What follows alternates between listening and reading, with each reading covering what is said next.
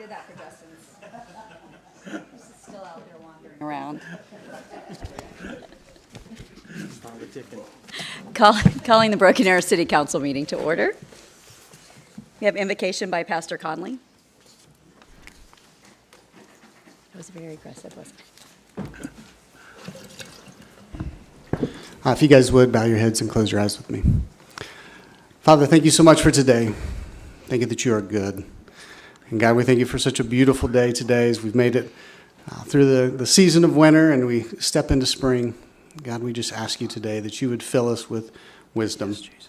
God, to remember that no matter where things go at the end of the day, that you love us and that you're good.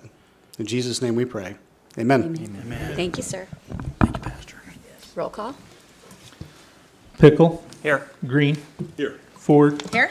Parks. Here. Wimpy. Here. We have items 5I and 5P to be pulled from the... Pledge. Oh, I'm just moving right on. Thank you, Chief. She's like, we prayed.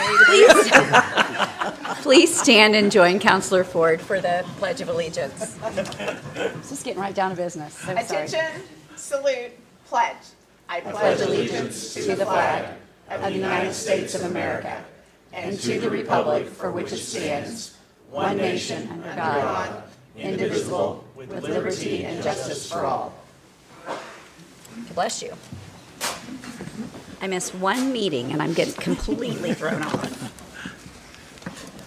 Okay, we have items 5I and 5P to be pulled from the consent agenda. Are there any other items to be tabled or pulled?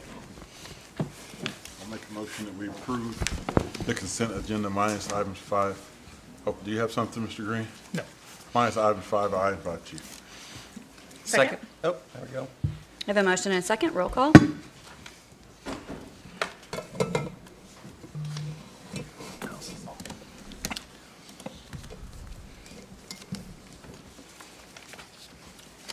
All right, item 5I, approval of and authorization to execute agreement for transportation planning support for Kimley Horn and Associates for providing traffic master plan evaluations and related support services. I'm sorry. Kenny. Thank you, Mayor, Vice Mayor, Council, Mr. Spurgeon. Kenny Schwab, Assistant City Manager of Operations. Charlie Bright couldn't be here tonight. He's at a public meeting on Olive Street. So I will present this on his behalf. So the item before you is a contract, a professional engineering contract with Kimley Horn in the amount of $259,000 for a traffic master plan for our community. We put it on the consent item only because we've actually talked about it maybe 4 times since October the 22nd, but we have had some citizens in the public ask about it, so decided to pull it off and just kind of present it. So in 2009, the City of Broken Arrow hired Jacobs Engineering to do a traffic master plan. We looked at all of our intersections for the current, they call it average daily traffic, ADT, plus projected traffic. And we took a look at, in traffic engineering, we call it level of service, LOS, and it basically is A through F. We took a look at every intersection, how it works, the delays, the capacity, both current and projected, and that now is 15, 16 years out of date. We've used it quite a bit on projecting where we need to be and how we're functioning. So we need to bring that traffic plan up to date.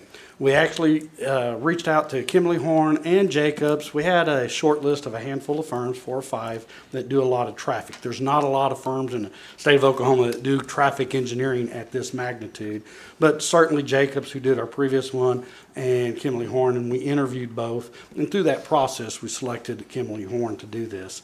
They're going to update it. They're going to look at everything that I just talked about previously, plus some technology upgrades. In the last 15, 16 years, you can imagine technology has increased a lot. This time, probably the biggest difference is instead of going out and trying to use our data where we would basically take a look at the intersections and traffic in both directions, actually all 4 directions of the intersection in November, they're going to be able to use more GPS real-time data to try to get a little bit better information. So that's the contract in front of you. Looking forward to it. It will help us project what intersections we need to be focused on and actually help us in our bond program as well. So be happy to answer any questions. Sure. Kenny, go ahead, Vice Mayor, go That ahead. was my first thoughts too. It really helped us in the bond issue. It can, yes. Gonna get it in. Yes, what it can really do is, maybe stealing Mr. Spurgeon's thunder here, what it can really do is help us, do we have a problem at the intersection or do we have a problem on the entire mile? So can we focus a little more at the intersection to improve the traffic, say like an Olive and Tucson, where we know that the Tucson isn't really the biggest issue, it's the miles at the intersection. So this will help us project that and actually move to the bond. Yes, sir. If I can, Mayor. So two things. Number one, today at lunch, I had an opportunity to bring Councilor Pickle up to date on this. And just a reminder that we had a work session back in October where we talked about rethinking the way that we actually build roads, widen roads, and provide the technology related to managing traffic. And that's the first thing. And secondly, explain to council what our thought is behind recommending Kimley Horn.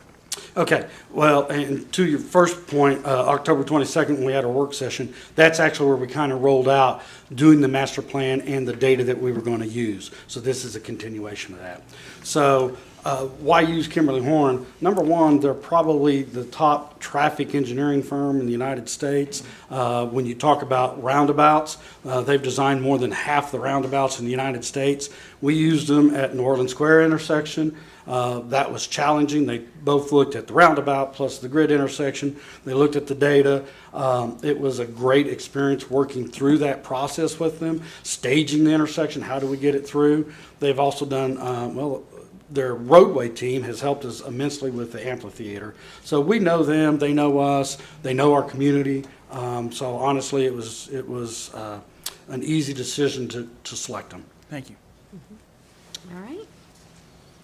Any further questions about that? I make a motion that we approve the agreement with Kimberly Horn. Second?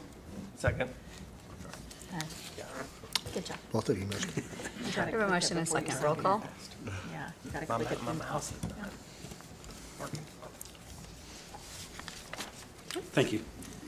Thank you, Kenny. Item 5P, approval of conditional plat for Timber Ridge Residential of Albany Street and 209th East Avenue. Amanda. Good evening, Mayor, Vice Mayor, Council, Mr. Spurgeon. Mandy Yamaguchi, Planning and Development Manager.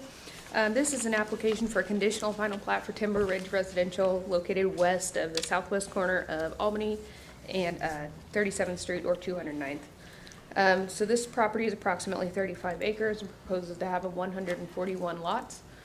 Staff has reviewed this application and the plat for the subdivision regulations meets the subdivision regulations.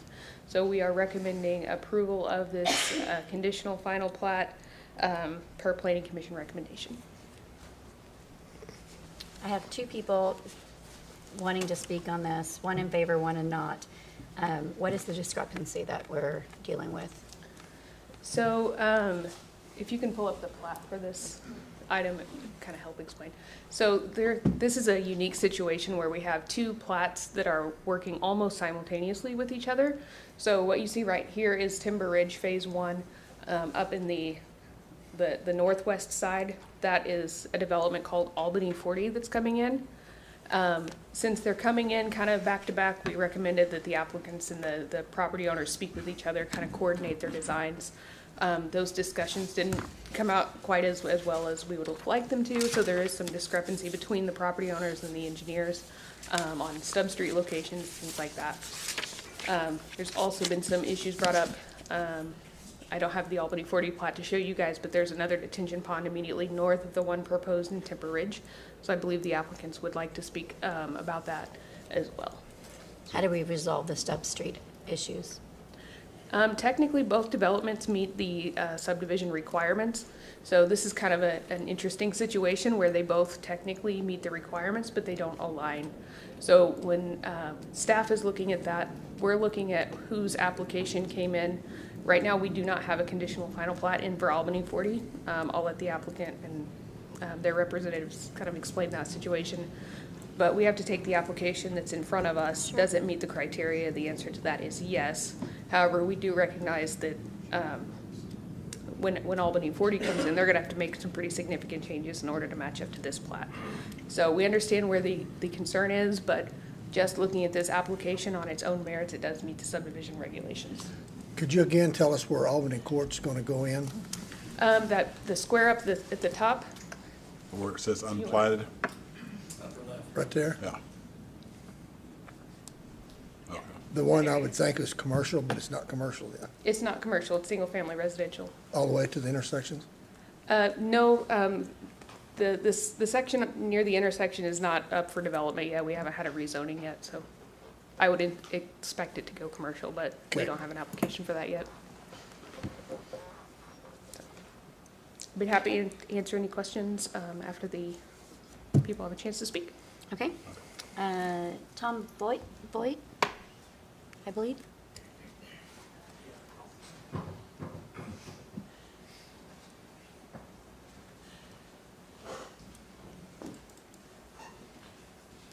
Hi, good evening. My name is Tom Vogt. I'm an attorney with the Jones Gocher Bogan Law Firm representing the applicant. This is really a money issue between the two developers. I'm sorry. If you look, Which one do you represent? I represent the applicant for the Timber Ridge Phase 1. Okay, thank you. So if you look up, you can see there to the west of us, and in accordance with the requirements of the city, there is a second entrance coming from the L shape down on the south that will connect into the south of the adjoining developer's 40 acres. This is in accordance with all the requirements of the city, the subdivision regulations, and this will provide for good traffic flow. Eventually, when we do phase 2, we'll have an entrance out onto 209th, I believe it is. And so this will be a development that will have good traffic flow and everything's okay. My understanding, and I'm sure they will speak, the opposition will speak, the problem is that the adjoining developer wants to develop their property in 2 phases as well. Their first phase will be on the north part of their 40 acres. And they're required by city to have 2 entrances for fire security and security purposes. So their first development will not match up with the south entrance that we're going to put in, at the bottom of the L shape that will access the south part of their property. So they'll be required to put in a road, go ahead when they do phase 1, put in a road across phase 2 to match up with that. And it's a road that they would do anyway when they develop phase 2. They just don't want to have to spend that money now. So they want to make us put in another stub street along our west boundary where we'll lose 2 lots, incur a loss of probably over $100,000 to do that, just so that they don't have to go to the expense when they do their first phase of going ahead and completing the road down to the south entrance, so they'll have their second point for fire purposes as required by the code. That's all this is. This is nothing, there's nothing wrong with our development. It's perfectly meets all the requirements of the city, and it'll have good traffic flow. There's no purpose to have a sub-street going out west of ours onto the east side of their 40, other than it solves their short-term problem of they chose to develop their property in 2 phases and to develop this phase at the north first, which creates this issue for them. They're trying to make their issue our issue, and it's just money. It's nothing to do with planning. So, any questions? What time that just run? I know. All right, thank you. Thank you, sir. Actually, Oh, I do. So I know this is Timber Ridge Phase 1. Where's your Phase 2 going to be? Because I know there's property all the way over to 71st Street or to Kenosha. Is that part of the Timber Ridge, or is that something separate that runs So, down beside the school? Our property will be, Nicole, you want to chip in here? It'll be to the south of our Phase 1, and it will go over to 207th Street. Okay, so it doesn't come south of the dotted line there. Nicole Watts, Wallace Design Collective.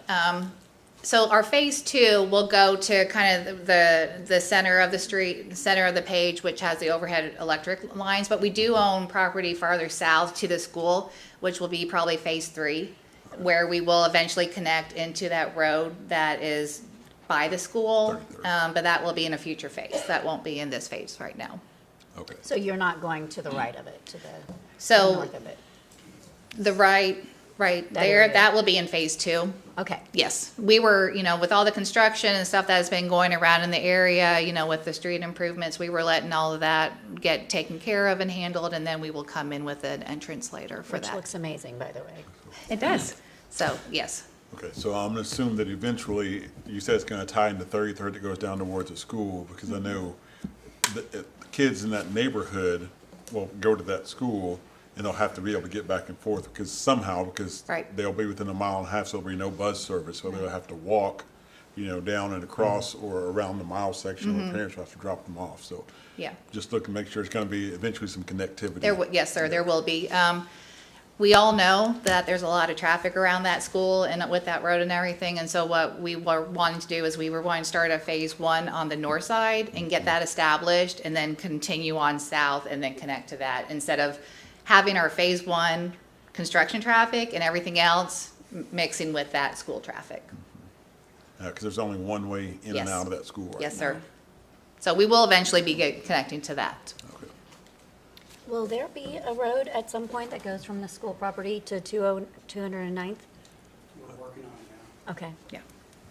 That's gonna be Think that's city, always or in that's gonna plans. be the developer? City. The right? city. Us? The city is working with Broken Arrow Public Schools to construct that road, design and construct it right now. Will it go behind the school? That's the intent, yes, sir. Thank you. Thank you. You're welcome. Alan Betcham?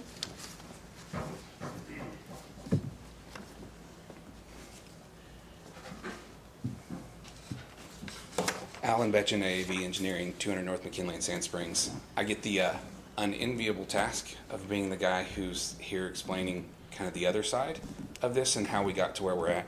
Let me give you a little history because it's important. There are two projects that are within a matter of weeks of each other from a preliminary plat submittal standpoint. Literally, our plat was submitted second, hear me say. But even before the Planning Commission heard the first preliminary plat.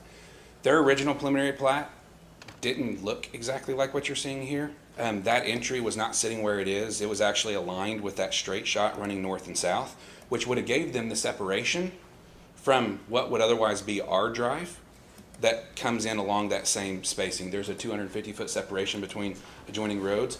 They had some line of, my understanding, so hearsay, had some line of sight issues because of the hill that's there, so they needed to shift over to get good line of sight.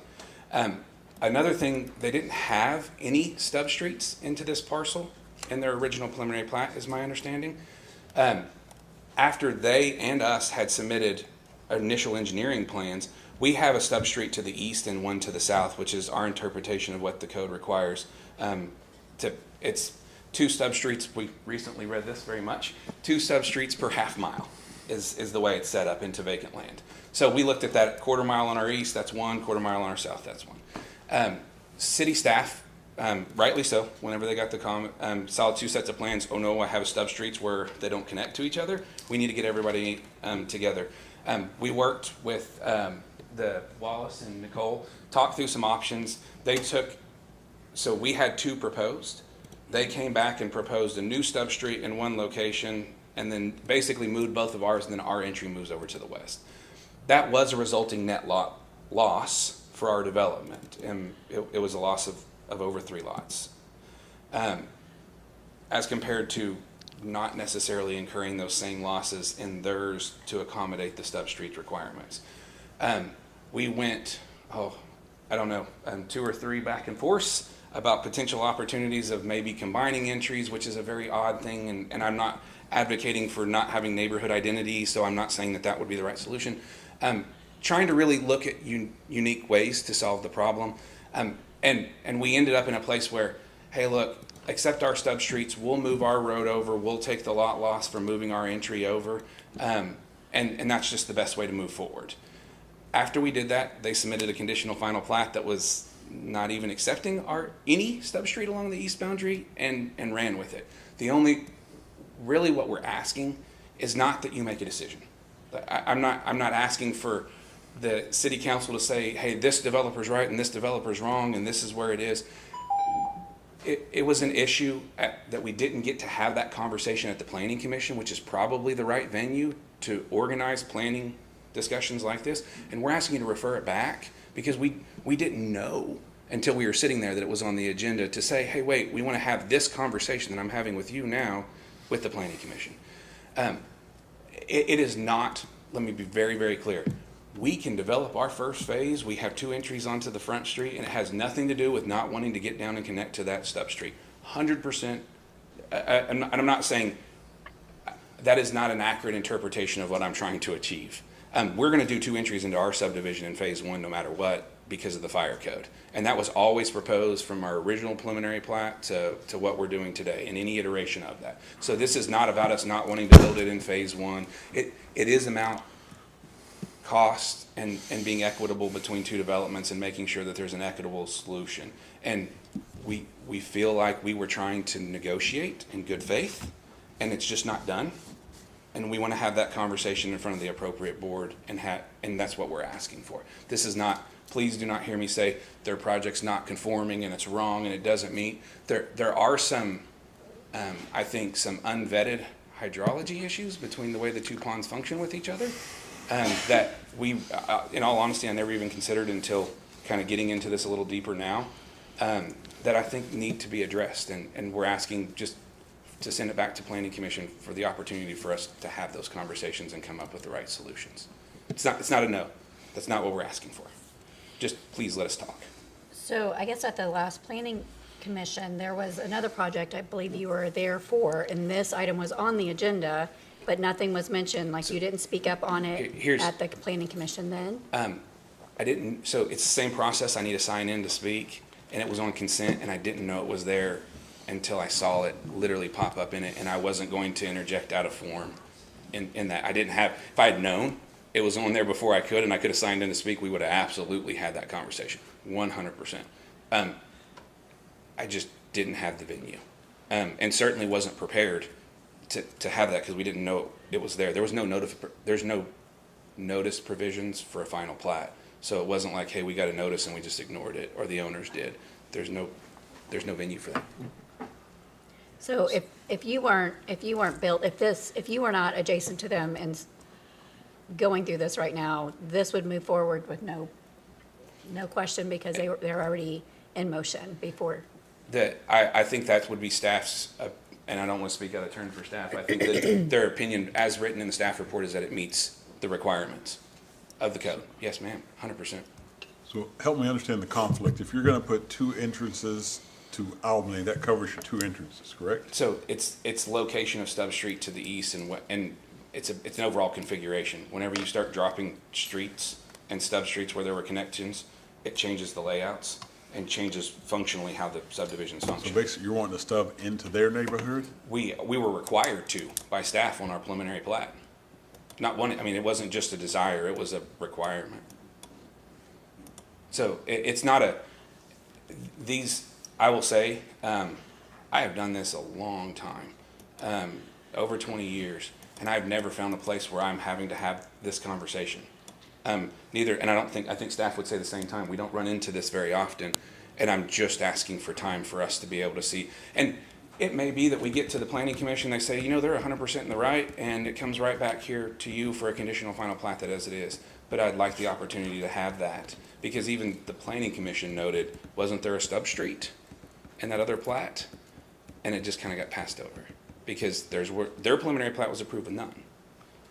It is just a ask to go back and have the conversation.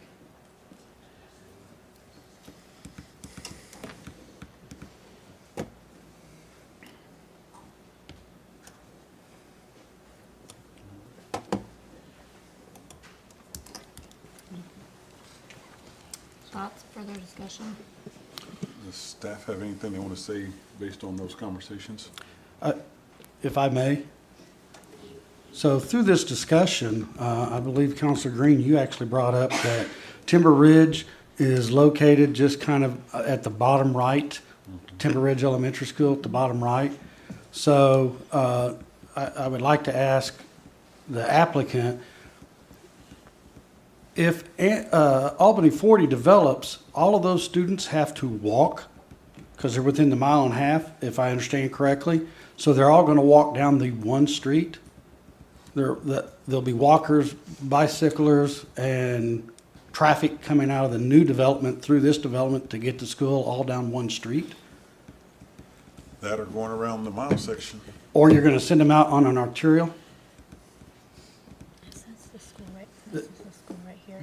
So it's So, I mean, what's before the council, the governing body, is approval of the plat. It does meet with our criteria. And we've read it over, looked at it again. Or you can send it back, as we discussed, to the planning commission to have that discussion. I mean, I see a concern about walkers through there with the school being right there, but it does comply. Well, and there will be no street during phase one, so they're gonna have to get there somehow. The applicant has asked to be able to rebut if you'd. Okay.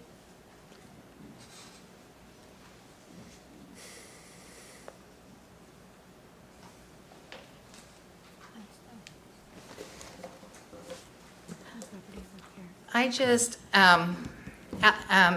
they were correct. You know, we went back and forth. Alan and I did a few times with different iterations and trying to find a solution. And, you know, honestly, we're the middlemen in between two landowners. And we did a request 1st of December for the two landowners to sit down and just say, hey, we've come to an impasse as us engineers. You guys need to sit down. You need to figure it out. I've got an email dated December 12th that said, we don't want to meet. We don't see a reason to meet. When we got that from them, and I'd be more than happy to provide this to you, but when we got that from them, my developer at that time said, well, if they don't want to meet, we're just going to move forward. And so we provided the substrate on the south side to provide the access that they will need, for their future development. We complied with the city requirements for the preliminary and the conditional final plat per their code, and we moved forward.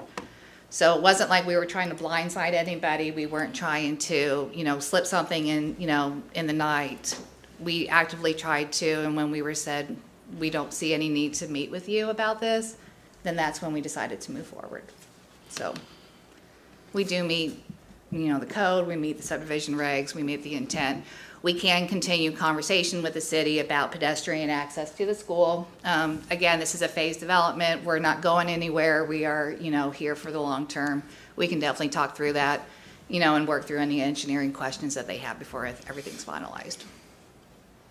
That would make me feel better because I am concerned about the walking of the students and stuff. I mean, Right. Yeah, and I, speaking for, but we will definitely look into that and work through that process with them. So if this was to go back to planning, would that set you guys back a long ways, or, could it go back to planning and come back to us next month? Would that throw off what you're? We've got an earth change permit. We're trying to move forward with construction. Obviously, we can't do construction in the plat until until all that's resolved. So I'm not hearing a yes or no. It'll throw you off or no? Will it throw us off a little bit? Probably, yes. Would it, honestly? Amanda, would they be able to get on the next planning commission agenda? It would probably have to go to the March 13th. Planning Commission is this Thursday. I don't think we would have time to get it on the agenda. They wouldn't have time to probably figure out what they wanted to do. So. Do we have a comment from Mr. Spurgeon or legal? Any other questions? No, looks like he might. If I could, I'd just like to add one other thing on behalf of the applicant. I understand the kind of folks on this concern.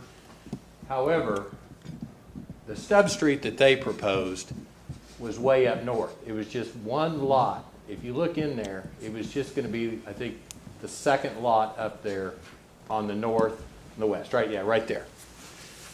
That doesn't solve any pedestrian walking issues.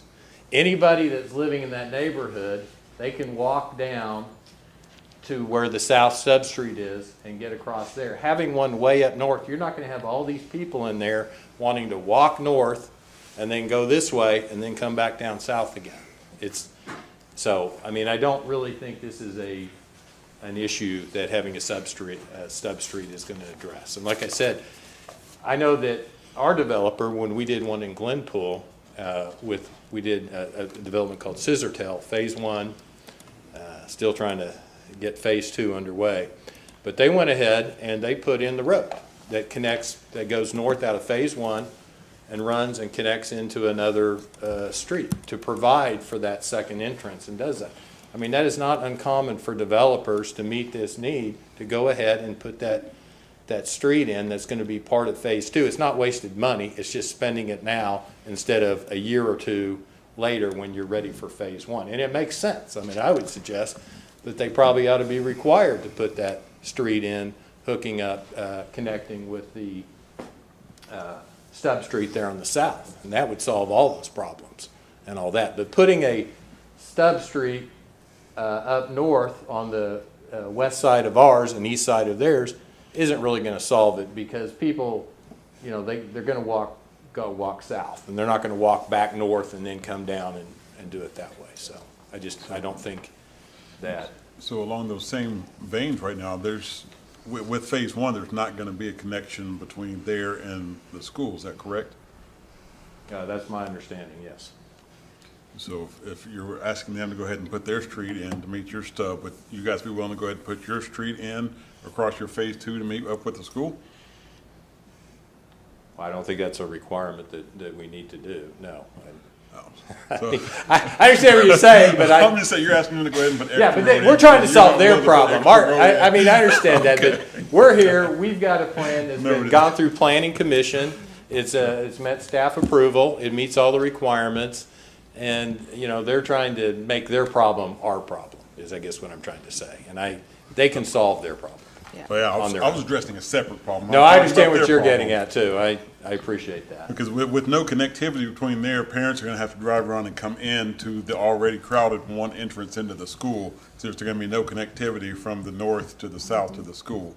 There's only one road going in there, and it's already full going in there. I happen to know the principal of that school. Oh, yeah? You know, I just kind of feel like this needs to go back to the planning commission. I mean, I feel like the planning commission, that is their role, is to figure this kind of things out, then to bring to us. That would just be my recommendation. Well, I don't have any problem with that. I would lean a little bit toward going ahead and giving it as the staff's recommended, but I don't have any problem with sending it back either one. But, you know, I would be in favor of so that you know what I mean now and going ahead with it. In fact, I'll make that motion that we go ahead and approve this request, and we'll see where that goes. You're making a motion to approve this or to approve to send it back? Approve this as recommended to us. Then we'll know which way we're going to go.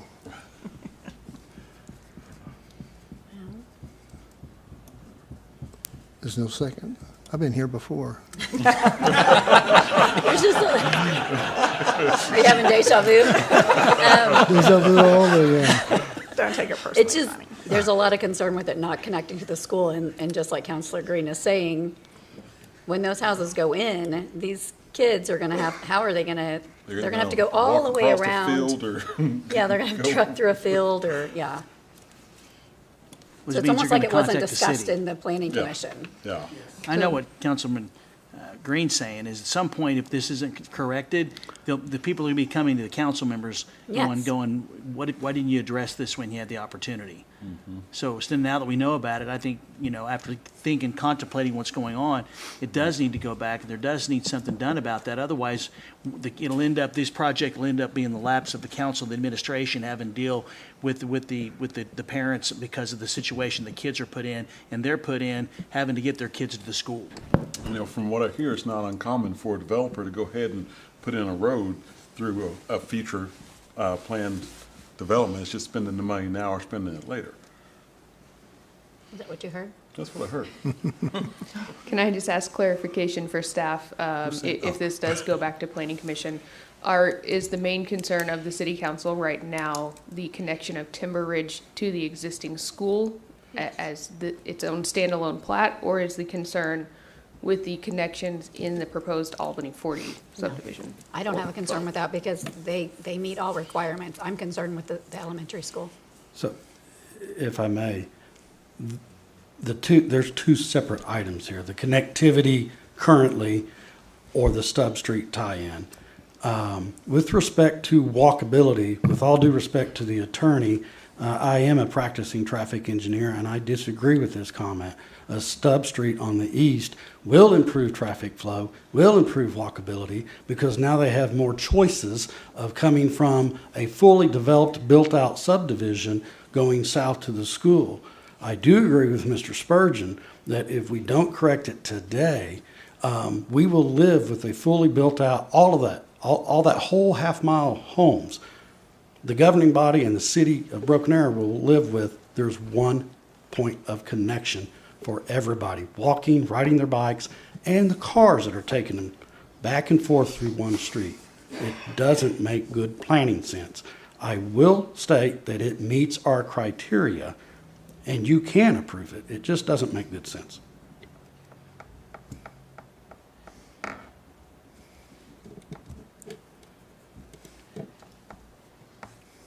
So it sounds like Johnny's motion died for lack of No, a he second. withdrew it. Oh, okay.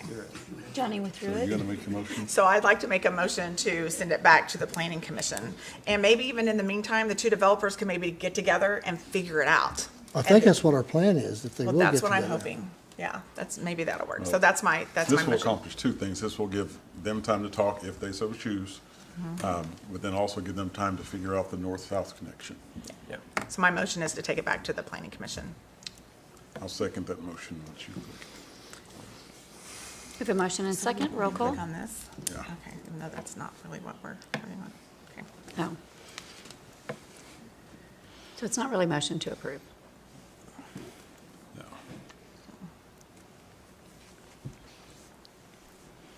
Bear with me just one moment, please. Sending back is not an option that the computer gives us here. Maybe we just decline this one. And then make it with the understanding they have to take it back. I kind of want it to be on the record that we want them to have good. That's connection to the school. Yep. And if we decline this, that won't be part of the record. Yep.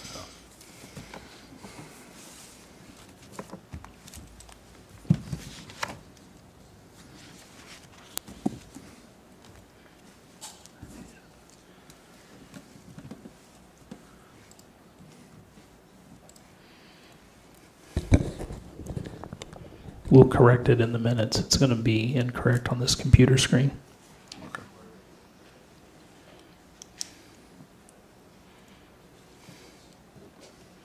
So if we're voting now to table, Send to it- send it yes, back to send it send it back back to to the planning planning, commission? yes. Okay.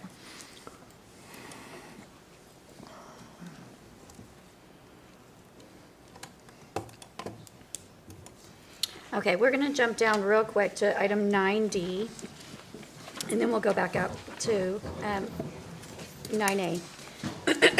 Consideration, discussion, and possible approval of and authorization to execute resolution number 1633 for Northeastern State University Broken Arrow Campus to become a traditional four-year public university and supporting Oklahoma Senate Bill SB 701.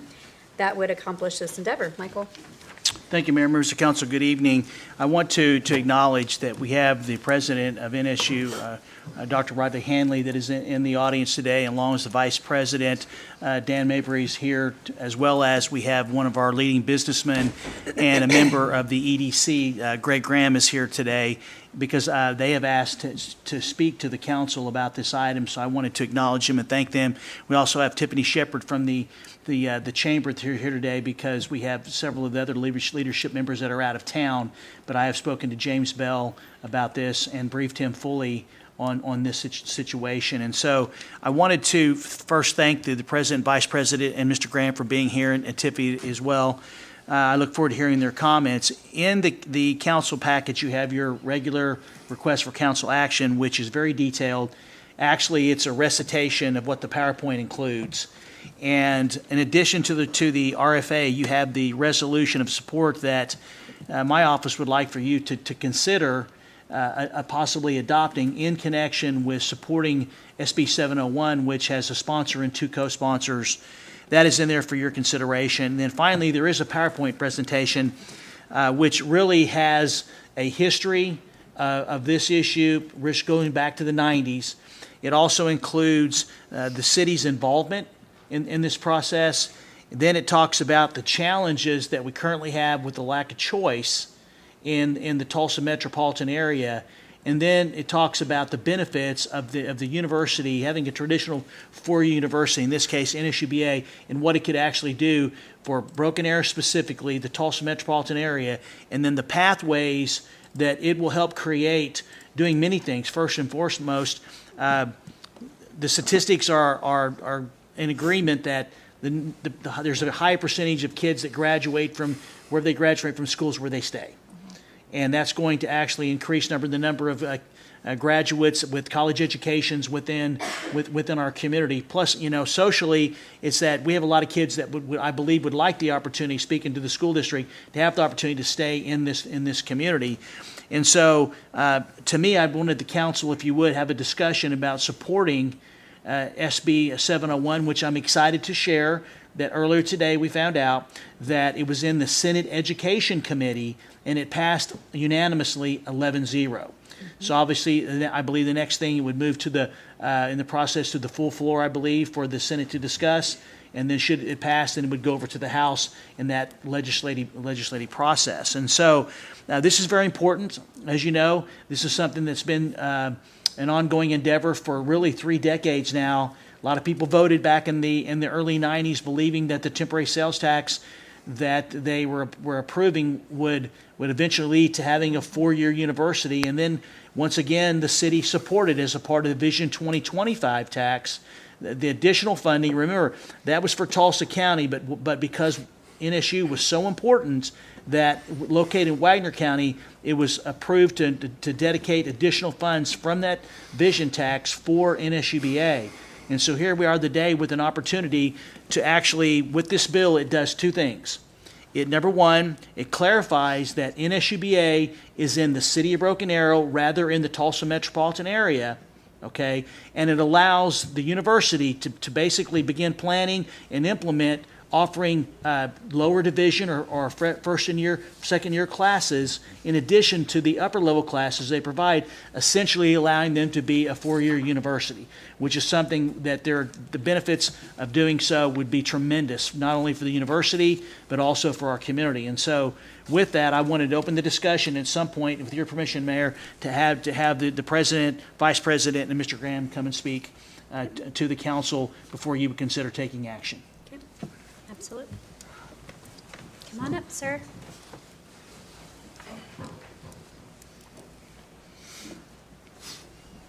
Sirs. Madam Mayor, thank you very much. Vice Mayor Michael Spurgeon, thank you so much. My name is Rod Hanley. I'm the president of Northeastern State University, and it is an honor for me to be speaking in front of you today. Since I've arrived as president just a little less than 2 years ago, my top priority as president is to get the Broken Arrow campus opened up. We are authorized to teach upper division courses as it's outlined in the packet, but what we are seeking is to offer first and second year courses so that students that may not want to go to a community college, and that's nothing about community colleges, those are great, but students may want to have that full college experience. Many of us had that, whether you were a member of a fraternity or you got a chance to go to sports activities and the whole type of range of activities. We want to be able to have that at our Broken Arrow campus. We believe that that by having a full four-year university in Broken Arrow, it will further contribute to the economic development of the entire Broken Arrow community and the entire region. And it's very important for us for Northeastern State University. So we offer our full support for Senate Bill 701. I was in the chambers today in the State House when the Educational Committee took up the bill. It indeed passed 11-0, and it is also achieved bipartisan support. So we're quite proud of that. Before I ask Mr. Mayberry to speak, let me just say that you are blessed by having such dedicated elected officials that care about this issue. I work very closely with Senator Haste, Senator Gillespie, City Manager Spurgeon, Mayor Wimpy. Barely a week goes by when we're not on the phone talking about this issue and advancing the ball forward. So I feel like we're taking steps. We all have a role to play, and I very much ask for your support on the resolution today. Thank you, Mayor, Vice Mayor, City Manager. It's an honor today to come before you all and really discuss this option that we have in front of us. This has been a long time coming, and it's been the fruit of the hard work of you all sitting here, working with our elected officials and our community members to really make a dream a reality for our students here in Broken Arrow. You know, Broken Arrow, like many others in the state, we lag behind the national average of folks with a bachelor's degree. Matter of fact, in Broken Arrow, we're about 23,000 bachelor's degree behind the national average. And having a four-year university right here in our community that has the opportunity to make an impact for our students, for your children, and be able to influence the workforce in a way that we can create new jobs and attract new industry right here in a growing and thriving environment is what education systems like Northeastern State University is all about. And again, we're just here today to ask for your support, and we know that you support, but your continued support as we know that this journey really has just kind of began in its passing of the Education Committee. There's a lot of work yet to be done. You're looking at a gentleman here who's not afraid of hard work and who is willing to stand up for what's right. And so that's where we're at. We're here to do the right thing. Absolutely. You may have any questions for the president or vice president? Well, I guess I'll just say when I first came on, 4 years ago, I know we talked about this, and honestly, I'm like, it's never going to happen because the leadership at that point, it just was not going to happen. And then when you came on, I had that glimmer of hope, and then that hope just kept getting bigger and bigger, and the excitement kept growing and growing. So I want to thank you for your leadership, and I know you're not afraid of hard work, and neither are we. So I'm really excited that this is moving forward, and congratulations on everybody that has a part to get that done. Well, and I know there's some concern that it's going to pull from your Tahlequah campus, right? My daughter goes to your campus in Tahlequah, and I can tell you right now, she wants the college campus experience, and she would have gone to Tahlequah, even if it was here, that you wouldn't have lost her, because you have a beautiful town. Tahlequah is amazing, and it's so special. Not that our campus, when it becomes a four-year campus, won't be special too, but it's going to take a while to have that kind of feel that you guys have created in Tahlequah for decades. So I don't see that as an issue whatsoever. Yeah, let me thank you so much for those comments, Madam Mayor. What we see is that by opening up the Broken Arrow campus, it will benefit obviously Broken Arrow, but it will also benefit our campus in Tahlequah. We don't have parallel universities, so I'm not duplicating what we have in Tahlequah here in Broken Arrow, right? So a student that wants to say, have dreams of becoming an eye doctor, and we have a world-class College of Optometry, they may start in Broken Arrow and get the first couple of years done, but they will have to then transfer to our Tahlequah campus and finish up their 4-year degree and go on to the School of Optometry.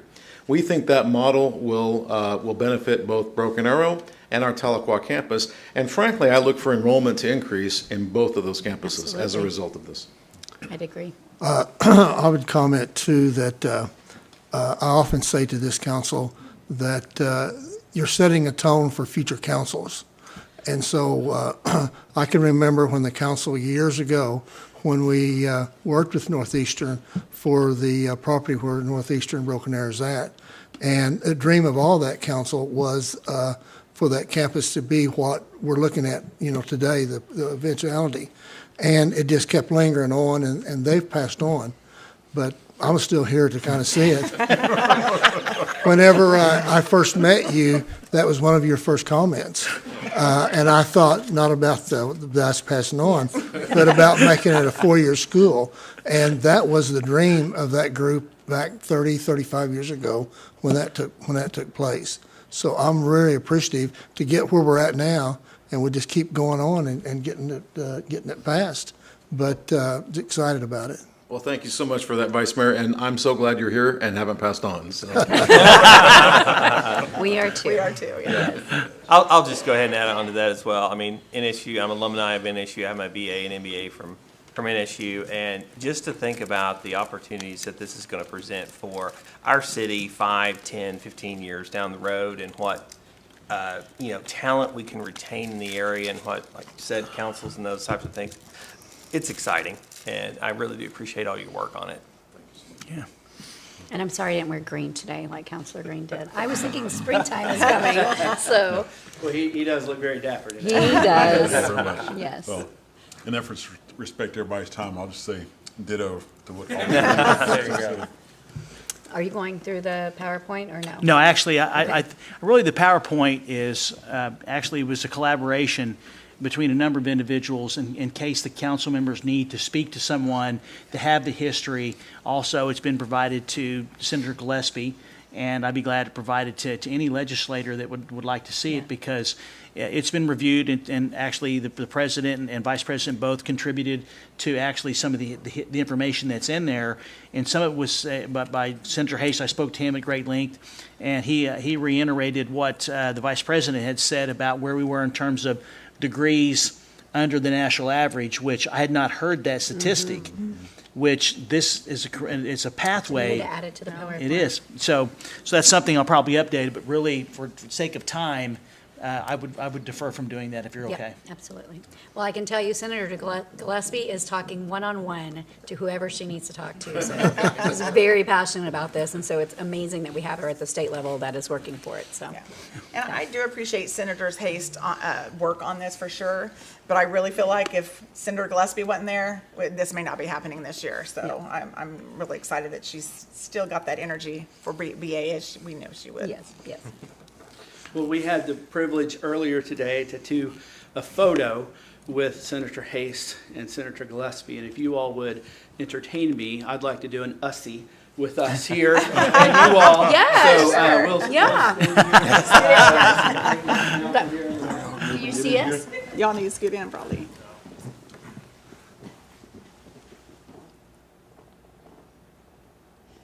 I had not heard of that in Ussie. I got it.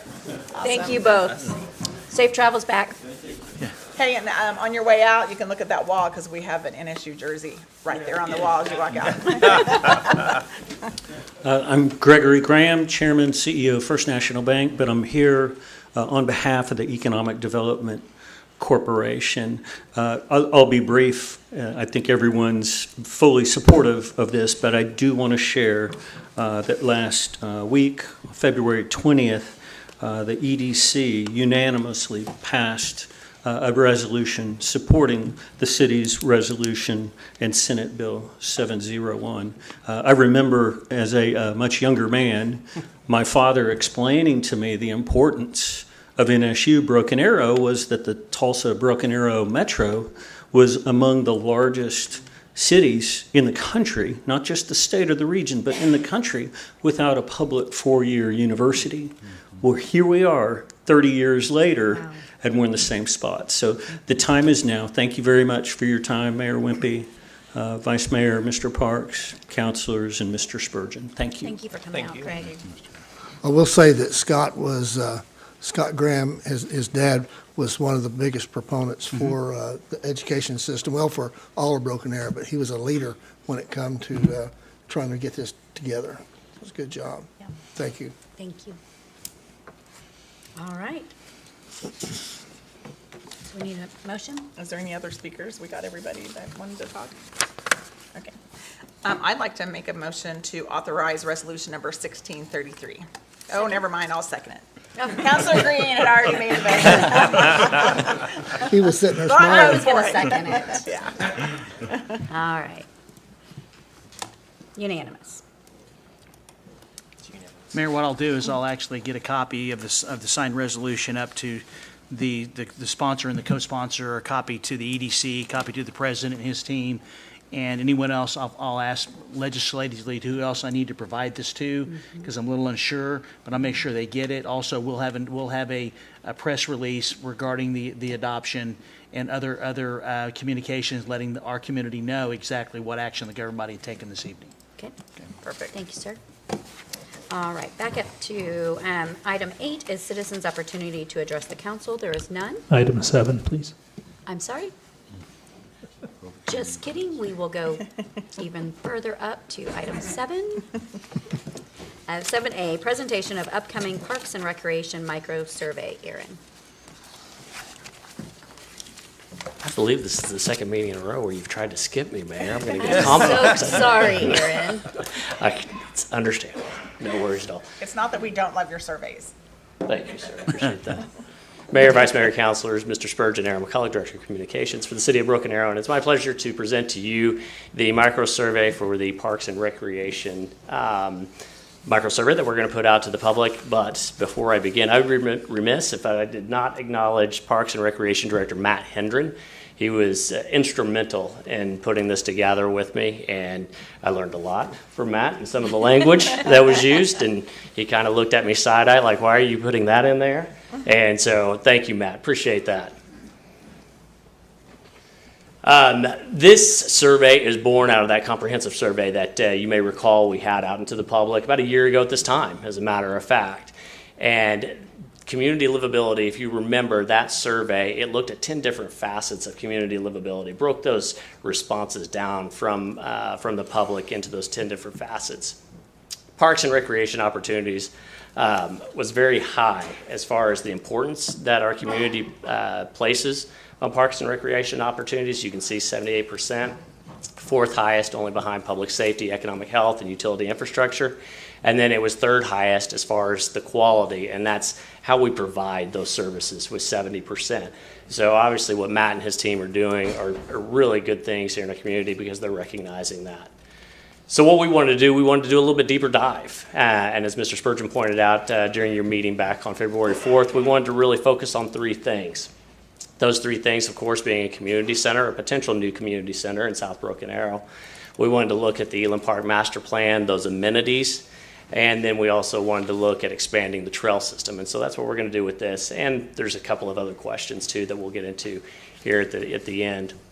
I'm going to start with the community center features. So what we're going to do is we're going to ask the public to rate their level of importance of these 5 different things: a multi-court gymnasium, flexible multi-purpose spaces. That's one of those Matt Hendren things for you, by the way. Swimming pool with splash features, an indoor walking track, and an esports gaming space. You may recall back in, 2021, I believe, whenever you approved the master plan, when council approved it, this is that amazing destination of recreational activity that could be possible here with all these different amenities. We want to know what's important to the public whenever we go to that 2026 bond. Obviously, we're not going to be able to do all of them, but we want to get an idea of their level of interest. And so we're going to ask them about the different pavilions, the synthetic turf and entertainment space, the types of gardens, the 18-hole disc golf course, sand volleyball courts, basketball and futsal courts, skate park, splash pad, exercise stations and trails, tennis and pickleball courts. And I have to admit that since Councilor Pickle has been on this board, it has been a struggle for me to spell pickleball correctly. It happens. I had to do a double take, and I realized I had it spelled incorrectly on this. What's futsal court? I don't know what that is. So, Soccer. Oh, okay. yep, it's indoor soccer. It's kind of a deflated ball. It's an interesting game. Am I the only one that didn't know? I didn't know. Okay, thank you. I don't think I knew originally. I got boys that play soccer. Well, Yeah. Okay, thank you for explaining. Now the trail system. So this is a map of our trail system, and we have about 20 and a half miles of trails within Broken Arrow. About 9.5 are connected. The others are all in different areas, Neen House Park, Ray Harrell, that sort of thing. But those 9.5 are along Liberty Park Trailway. So as we talked about, we want to ask about that expansion here in Broken Arrow. And these are some destinations that we're going to ask folks to rate their level of importance, on getting to Rose District, New Orleans Square, the Trailway, Hillside Drive Shopping, Neen House, Central Park, the shops at Aspen Creek, Aspen Ridge, and of course NSUBA Events Park. And then other potential projects that we're going to put on there that we are also going to ask them to rate their level of importance is a new dog park in the north or east part of the city, additional sand volleyball courts at Dean House Park, new outdoor pickleball courts, replacing the dirt infields of youth and adult softball fields at Arrowhead Park in Indian Springs, replacing the grass youth baseball infields with turf infields at Indian Springs, and replacing a few more grass soccer fields at Indian Springs. If you remember, we just replaced 4 from grass to artificial turf out at Indian Springs. I think those were done back in 23, if I remember correctly. Good question for you, Sly. Yes, sir.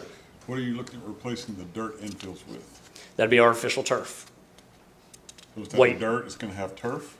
Matt, help me out here. Yes, that's correct. What artificial turf? It'd be turf on top Yes. So it'll be turf in the infield and turf in the outfield? Outfield will be grass. Be a combination. So turf on the infield, Yes, grass sir. on the outfield? Yes. Okay. Much like Challenger. I can tell you, having all turf in this temperature is almost unbearable.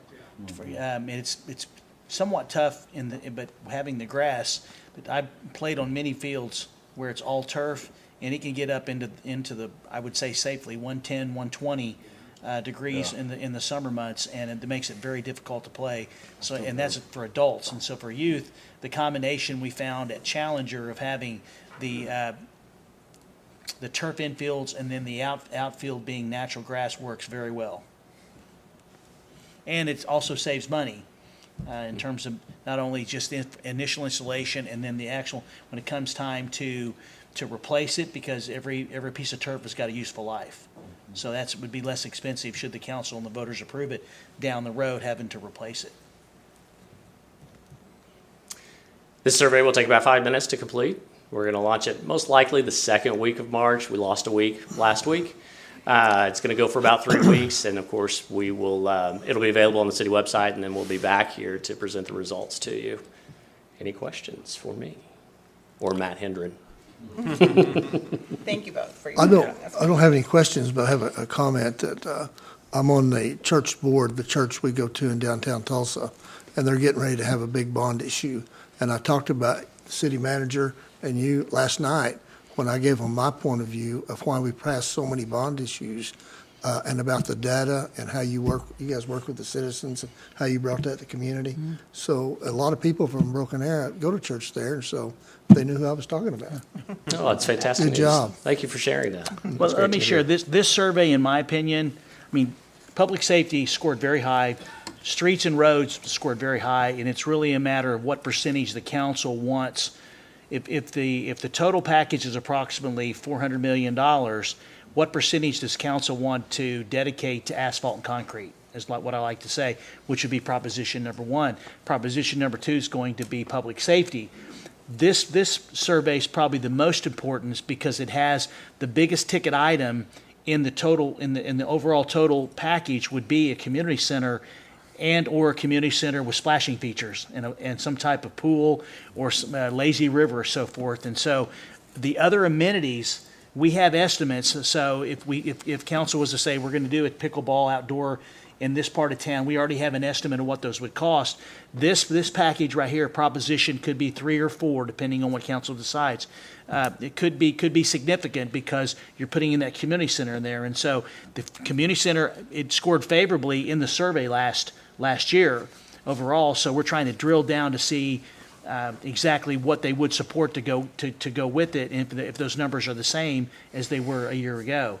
So to me, this is probably one of the most important one because of how much money we have and what that total package should cost, and the requests from the users, which council will see in a couple of months.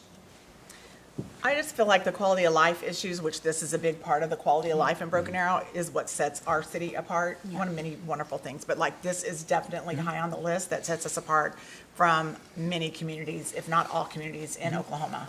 So, I mean, I think it is very important. I mean, just look at Elam Park. Oh my gosh. Oh, yeah. I definitely echo that, just from what I hear from South Broken Arrow residents and how much they love that park, and just continued expansion on that work, And most of the people in Oklahoma know about Broken Arrow Yeah. and what we have here, as they visit with us.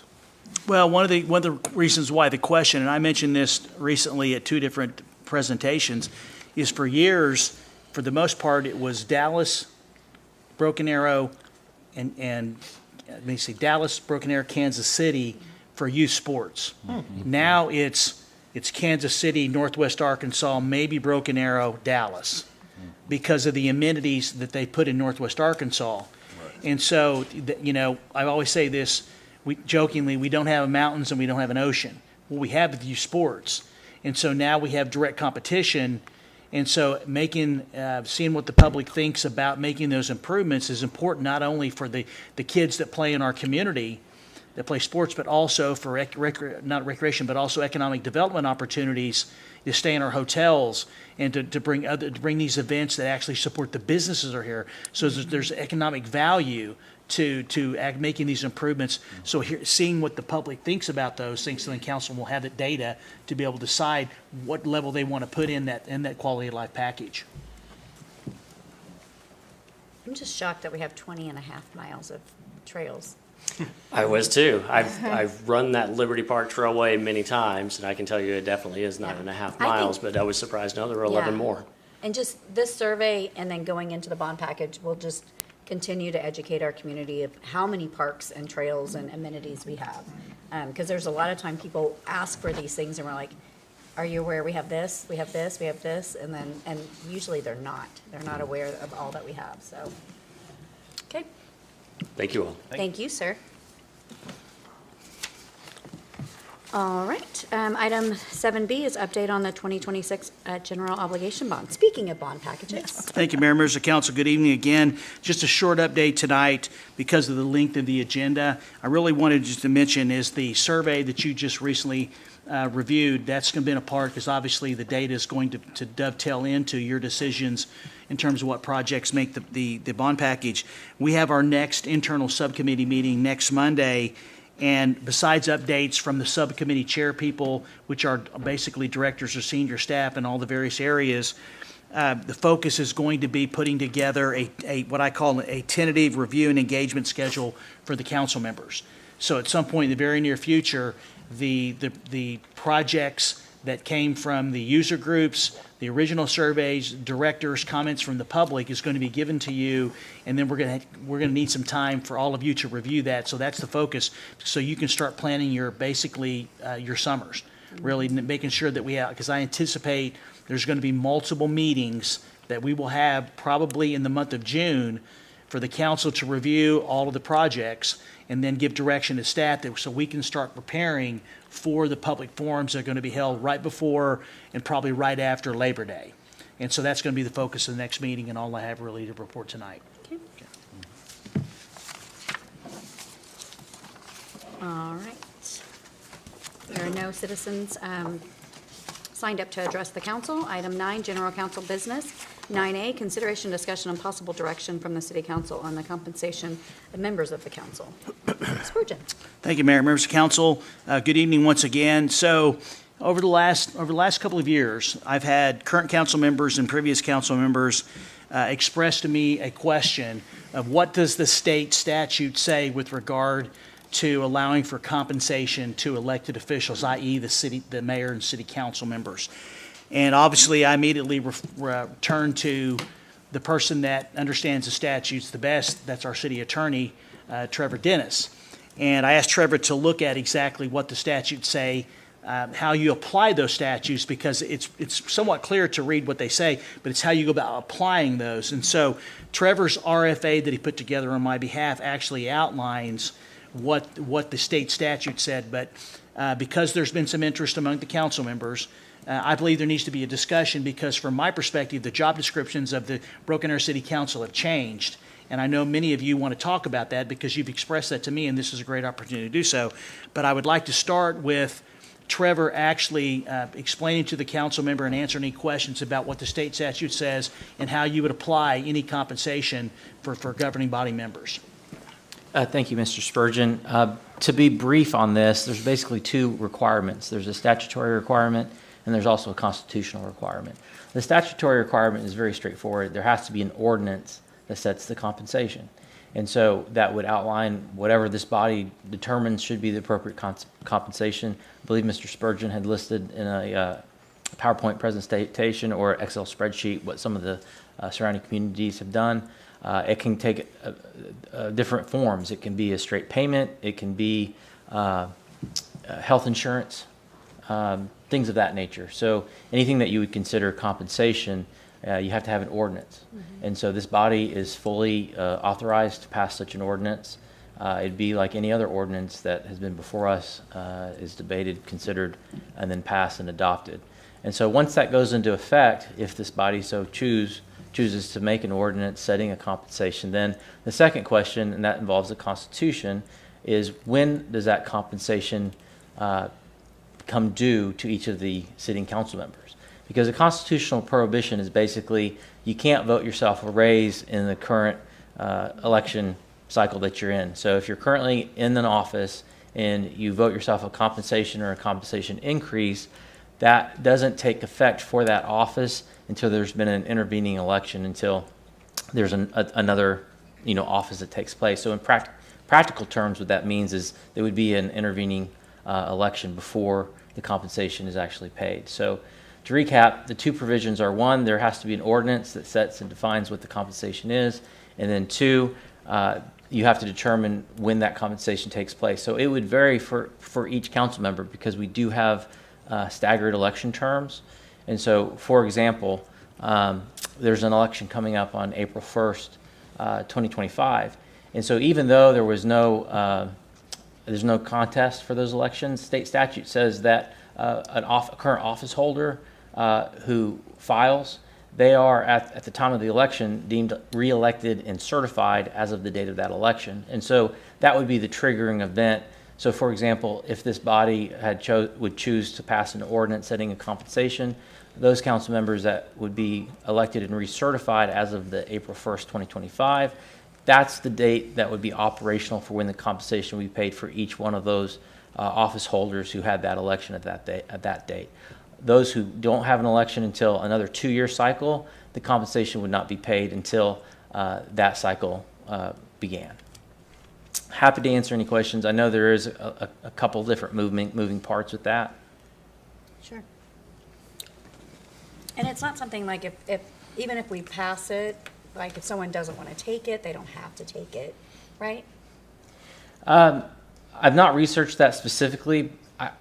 It would be no different than any other compensation. If somebody is an employee and they decided to refund their salary to their employer, I think that would be within their rights to do that. It'd be no different. I believe like the President of the United States has famously done that before, has declined their compensation. So yes, that would be an option. Okay. Well, the numbers were staggering. I was like so surprised whenever I got the thing. It is amazing how many people think we do already receive a compensation. I get that all the time. Nicely and not nicely. Those are like, we pay you good money. Like, well, it's zero. So, okay. I will speak first. Knowing that I'm probably the only one that won't be compensated. I certainly know, and I can let everyone else know, this is not the council of 20 years ago, or even 10 years ago, 30 years ago. It was not a problem to serve on a council and have a job. You know, I did it for many years. That would be impossible for me to do that today. Well, I do have a job. I'm a substitute teacher. And this year, I've been able to sub on 3 days here in Broken Arrow because I've had other commitments on those days. So I do know that it is a very time-consuming, a lot of gas involved, a lot of meetings. So it just gets to be expensive. I admire, and I know that several of you have jobs. Justin's here. You know, he's wear clothes out, changing clothes each time during the day. So it is tough. So I'm in favor of this, and I would not receive it unless I run in 2027. And I know that. I knew the law, so I knew if this came down that that's where it would be. But I'm 100% in favor of it. Another thing I'm in favor of, I will tell you, the mayor historically always works more than the rest of us. It's one of the reasons that I never really wanted to be mayor, not that I had a chance, but to be mayor, because that is very time consuming. I think that compensation needs to be a little bit bigger than the rest of the council and just set it apart. Now, however much you decide that you need, I'm just saying there's a need there and you're deserving of it. I had a gentleman about 10 or 15 years ago, that one of the ones that filed against me, and he was halfway through the campaign before we realized that he asked me, how much money do you make? And I said, you should have asked that before. You don't make any money. I know it's community service. And it was then, you know, it was 2 meetings a month instead of the 14, 19, whatever we have now. He dropped out. He just didn't run anymore. So I'm an advocate. I wouldn't be getting it, but I certainly don't deny the others aren't deserving of it, and go from there. I'll just let you know that to start with. Well, things are different. When I got elected in 2017, again, like you said, like you could easily just go to 2 council meetings and a groundbreaking here and there. Right. Now we have city committees that we're on. I serve currently on, I think, 19 boards and committees that I actively attend. You know, you can say you're on a lot of boards, but I actually go to those. And it's a lot. And most of those are because the mayor, like the mayor is assigned, and the mayor and the vice mayor or vice mayor have to attend those. But it is different. And we're very engaged in the community. This entire council is engaged in the community. I remember when I first got on and you were like, wow, I'm kind of exhausted. I feel like I need to keep up with you. But I mean, I was always engaged in the community. You guys are always engaged in the community. So it made perfect sense that as a council member, you would continue to be that engaged and attend everything. So it made sense. Well, and not only are we very active in our community, we're also active in the state of Oklahoma. We make many trips to the Capitol and even around the state and nationally. And I don't know if they were that involved, you know, in the past, because I only know what we're doing now. But, you know, we're not just on committees where we meet 2 or 3 times a year. We're actually in leadership where we have to run them. We have to run the meetings and take care of details and that type of thing as well, which is better for our city, for us to be in the state of Oklahoma and nationally as well. Sure. Well, we learned so much from that, not only our input, but look how much we've learned from being on those committees. In fact, I have a committee meeting on Friday with my committee out of Washington, D.C., you know, that day. So anyway, it's beneficial to us to do that. Yeah. Well, I know the mayor and I were on Women in Municipal Government, a Zoom meeting yesterday, and I did the first tier cities on Monday, and so like there's something every day, at least one something. Well, and I think too, you know, the city is generous right now. For people that may not know, we do get an $80 phone stipend. Yes, we do. When we do travel out of the city of Broken Arrow, out of the state, we do get our expenses reimbursed, which I really do like that. But it is kind of funny because a lot of our citizens already think we get paid, and then even our peers across the state and across the nation can't believe we don't get paid, at the same time. And so I don't even know too if it may even be with us not getting paid except for the stipend, if it may be a deterrent to maybe some really good candidates to run for city council at some point. I mean, you're not gonna make a living Right. off of, maybe Yeah, what you don't we'll want be. someone, you don't want it to be at a point where someone runs because they're gonna, yeah.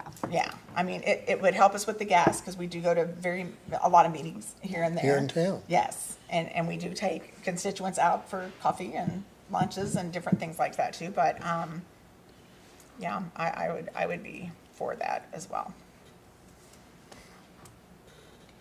So, I know you talked about the numbers were staggering.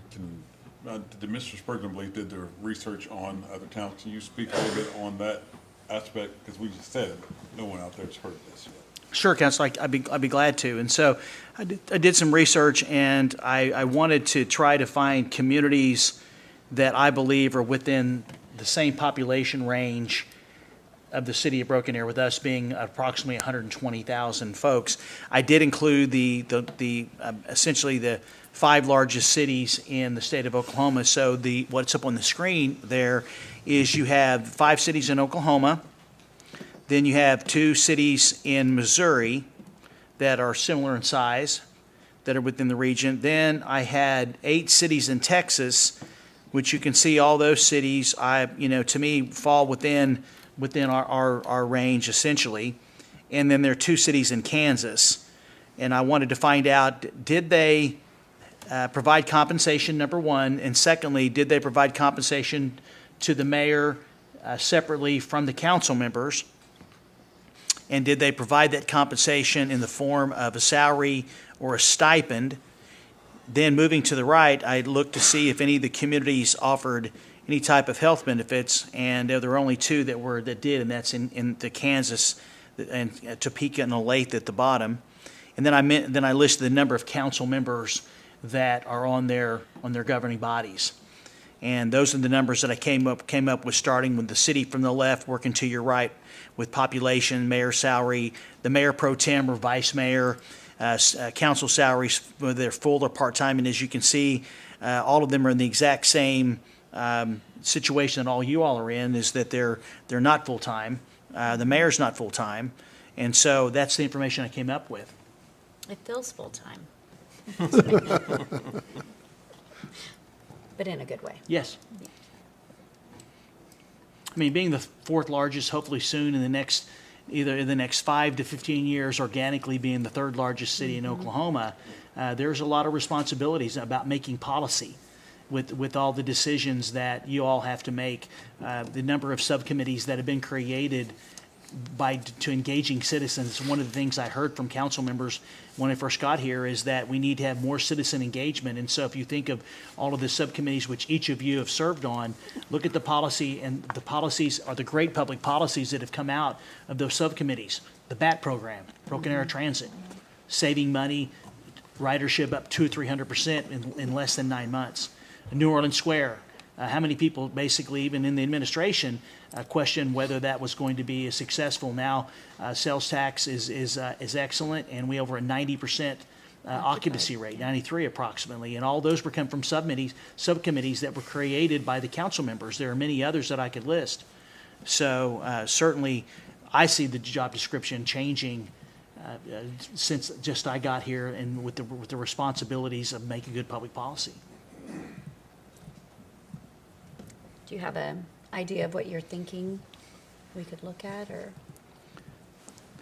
It seems odd for us to say anything, in my opinion. Well, honestly, I feel very comfortable. I just don't hold whatever I say, don't hold it against me, okay? Just in all seriousness, though, looking at these numbers, first thing I did was I looked at what was being received in Oklahoma, okay? Then I took a look at, we do a lot of comparisons to Texas. We don't do a lot of comparisons to Missouri or to Kansas, but we're a peer city to a number of cities in Texas, especially with our public safety.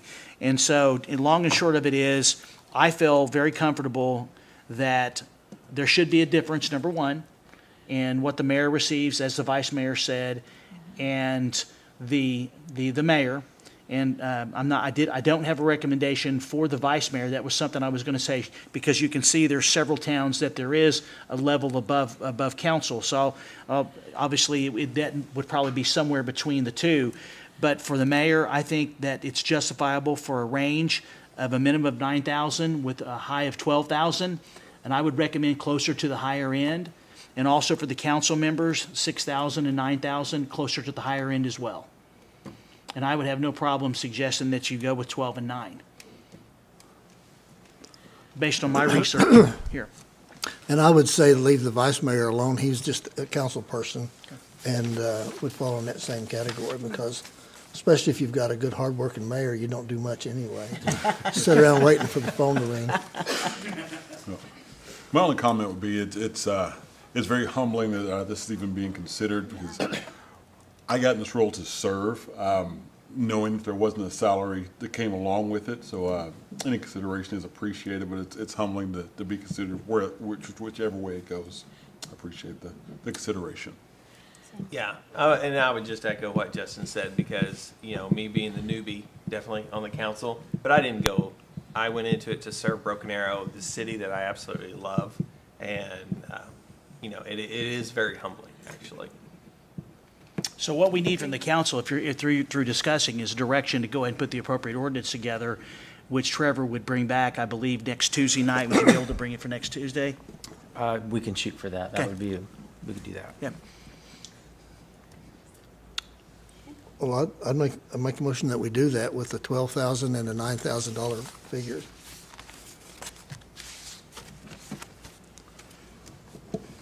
I'll second it. Do we go ahead and hit this, make the motion on it? Yes, sir. We have a Couldn't put motion and the a money up second. there. Roll call.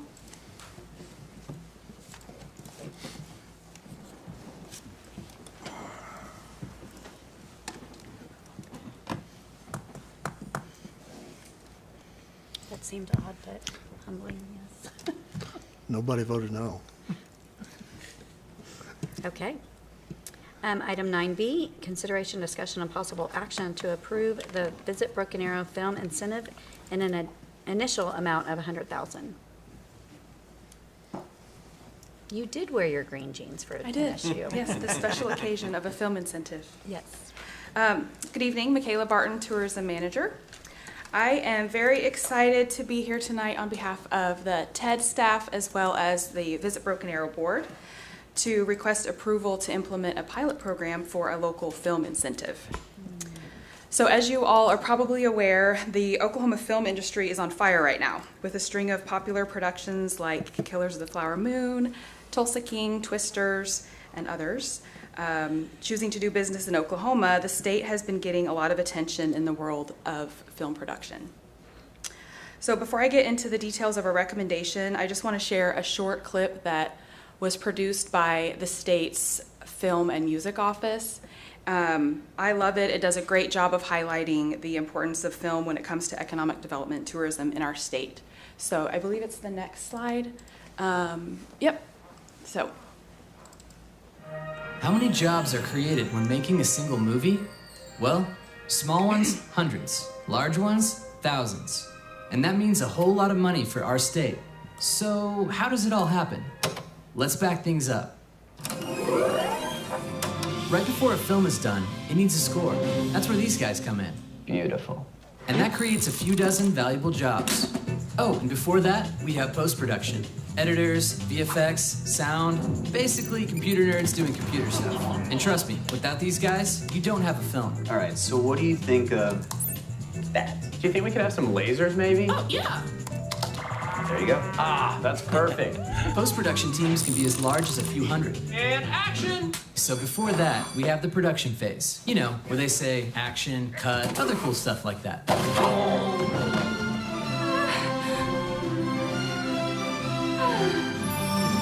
And cut! Let's add a little fog to the next take. Cast and crew on film and TV series can average between 200 and 300. And we all know the crew's gotta eat.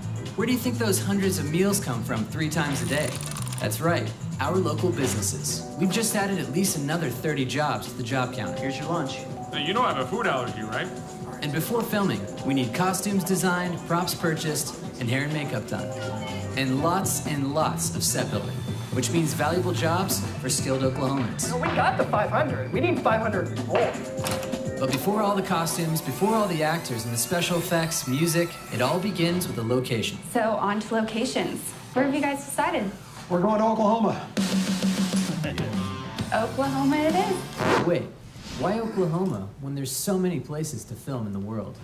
Over the last 5 years, some of your favorite movies and TV series have pumped nearly $100 million into our state's economy. And there's another $150 million that will be spent in 2021 alone, creating sustainable jobs for Oklahoma residents and breathing new life into local businesses.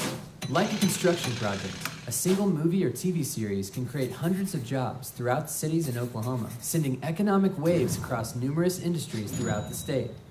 All this has to happen somewhere, and in an age where the demand for entertainment content is higher than ever, why not here in Oklahoma? So I love that. It's just really short, but explains why the importance of and what it can really do for a community, I think. So this slide just reiterates that. I mean, it makes a big economic impact. It helps workforce development, community culture, and business attraction. So that video talked about up until 2021, so it's a little bit older, but there was just an article in the Tulsa World, I don't know if you all saw it, talking about the state office did a economic impact study. So since the Filmed in Oklahoma Act, which is the state's film incentive, was enacted in 2021, there's been over $530 million of economic impact since that, just the state incentive was enacted. This kind of talks about what the state offers, which is a 20% rebate on qualified expenditures, 30% rebate on Oklahoma labor, and then they also have a couple different uplifts for special things, like if they film in a rural community or a small city, and then different things for soundstage or multi-film deals, things like that. So when we were looking at what to offer, we started off, what does the state offer? And they've just had great success. So narrowing it down a little bit, there's a couple local communities that have film incentives. So we looked at all of those. So right now there's only 5. Bethany offers $20,000 a year. Yukon is $20,000 a year. Muskogee just implemented theirs, I believe, in November of last year, and it's $75,000 a year. The Cherokee Nation has done an incentive for a couple years now. They offer $1 million a year, and then Oklahoma City is by far the largest at $3 million a year.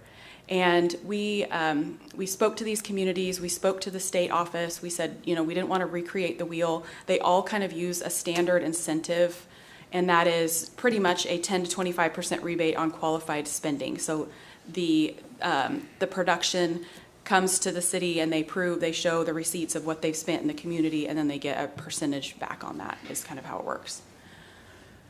So our recommendation is, again, to not recreate the wheel. We would love to implement this pilot program using dollars from our reserve fund. We are recommending a 10% rebate based on local spending, so that would be any of those things like in the video, if they buy food, if they have a construction crew, whatever it is that they spend money on, they would get a 10% rebate. And then one thing that we did do that's different from other communities that I'm really proud of is we spoke to our hotels. So as you know, the Visit Broken Arrow is funded by our hotel sales tax or hotel tax. And so we wanted to include them and get their feedback. And one of the things that the state and the Tulsa Film Office, who's doing great things, they let us know about was that a lot of these productions are having a hard time finding production space. And so one of the things we did was talk to our hotels about using their conference spaces or conference rooms or conference spaces that are empty, and have them offer that as a production space option. And then also offer the same thing that we basically offer for our other grant program, which is a reimbursement for hotel night stays. So right now we give, for our grant program for events, we give $500 for every 12 room nights that someone comes in and stays. And so this rebate or this incentive would offer the same thing. So we're offering kind of two extras that weren't necessarily, that other communities aren't offering, but we felt like it really matched what Broken Arrow needs and would be good for what there's basically a need for it in Oklahoma. So the only other thing is the applicants will go through the same process as the grant program. So they will come to the Visit Broken Arrow board with their project, and they'll say, here's what we plan to do. And then there will be kind of a temporary approval. And then after the project is completed, they'll have to come back. They'll go through our office and we'll verify all of the spending, and then they'll come back for final approval at Visit Broken Arrow. Very cool. Yeah. And then I've heard if they come and they come into your downtown and they want to turn it into a Wild West scene or whatever, they put it back the way. Yes. Yeah, they have to put everything back the way it was, and. Yes. Okay. And we have a film permit that we implemented last year, so we're ahead of the game. I mean, we're ready for this. We've been a certified film-friendly community that a lot of communities aren't. We were the second in the state to get that. Yeah, I was thinking we were one of And the then we first. do have a film permit that goes, kind of through our community development department and our office. And so we're ready for all those things. All those things are outlined. Now all we need is the productions. And we have had a lot of interest even without an incentive. People just want to be here, and so this just sort of adds to that. We get attention for it. So the minute, if this is approved this evening, the state office does a great job. We're added to their list of when they get inquiries, we automatically are in their list of the 5 Perfect. communities that offer an additional incentive. So they get the state incentive, and then they would also qualify for Broken Arrow, so they can stack those. And they could also go to Bethany for the weekend, but they could come here too. So, I mean, if they do it right, it's a good incentive. So yeah. Cool. I do have a question. I know on your last slide you said there was a 10% rebate based on local spending. Is there a cap on that? So we didn't put a cap on it. So we have a minimum. We did it as a minimum budget of $5,000, just because we want a film that's doing some, not a $0 film. And we didn't put a cap because, and some communities do, but we thought if there was something like a Twisters that came in and they're a multi-million-dollar film, we didn't want to say, oh, we're putting a cap of $10,000. We could spend technically our entire $100,000 on just one film, but we would be happy with that, with the Twisters that came in and took it all, or 2 films that did, that were kind of mid-level. So there's not a cap, but they would only, up into the $100,000. Up to $100,000. Yeah. Okay. Which is what we initially put into that pilot program. Okay. I'd like to say something. Yeah. So I am on the Visit BA board. Super excited about this. I know you put a lot of hard work on it. We have been a certified city, the second one in the state. I thought we were the first, but we were the second. Did too. I know. Who was the first? I can't remember. Yeah, I'm just going to say we were the first. But this kind of, I did bring it to Michael. I went to an OML conference, all those things that we do. And I sit in 3 different workshops about films and different things. And all the money that they kept talking about that did for their city, it just got me energized. We need to do that in Broken Arrow. Yeah. So, Michaela, can you let the council know too about the portfolio that we're working on, so people know what we have to offer? Our film locations. Yes. Yeah. So the state has a. I'm drawing a blank what they call it. It's basically their directory of locations, and so. We, as the city, and this is something that Erin and her interns have been working on, is going around for city-owned properties like parks and the Rose District outside and saying, here's our locations, we take pictures of them, and then we put it into this directory. And they have scouts that they're using this all day long to find locations. And then there's also the opportunity for businesses, and we've gone to some businesses, but old hospitals, hospital hallways, or cute businesses, or a field, or just the grain elevator would be a good location. And so those things, we just put as many things as possible because we don't know what they want, what they're searching for. And so we put this in the state directory, and then they just go search for that. And they have the state that's helping them to find locations. And then also The Tulsa Film Office is actually really impressive. They have a big staff, and they have their own directory, and so we've tried to be in there as well. And we've had people reach out to us because we're in these directories. So we need to keep working on that. We need to expand it.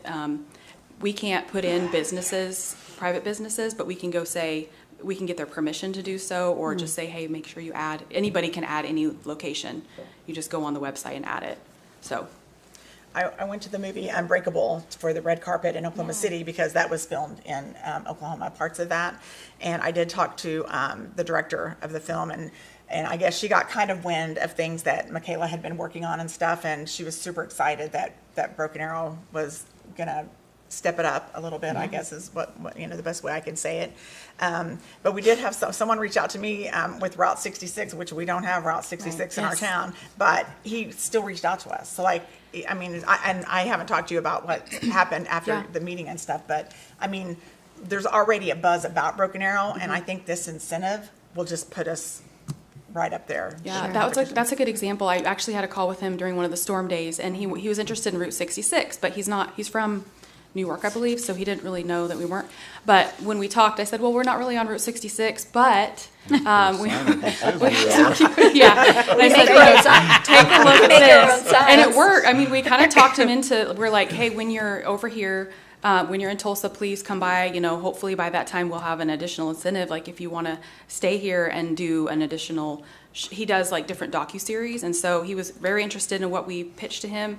And so it's just stuff like that, I mean, you never know. We didn't have Route 66 because I was like, we'll let Michaela sell it. Yeah, you never know what is. We've had some very interesting things come our way, but this is just going to help really just advertise for us. So I'm excited about it. Yeah, very cool.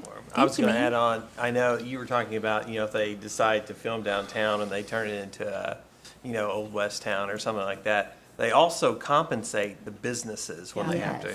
That was a big thing in Pawhuska with Killers of the Flower Moon. They shut it down, but they compensated each business, like what would your business loss be, and probably gave them more than they probably would have made every day. Yeah. So yeah, I think it's exciting. I like your excitement, Lisa, because I'm on board with you. Yeah. I just felt like it was maybe an opportunity. I mean, of course, this takes staff. I mean, it takes people. Like if we start like really on a row, I don't see how our TED team, no offense, but like we would have to probably hire someone to be more dedicated for this, to be the point person, because Michaela's got her plate full as it is. But I think it'd be a great start for sure, and I am excited, and I'm excited for what could be in Broken Arrow. Yeah, we already have a link on on the Visit Broken Arrow website that's film specific, but we are adding filmnba.com and using that in our advertising as well, and so yeah, a lot of great things.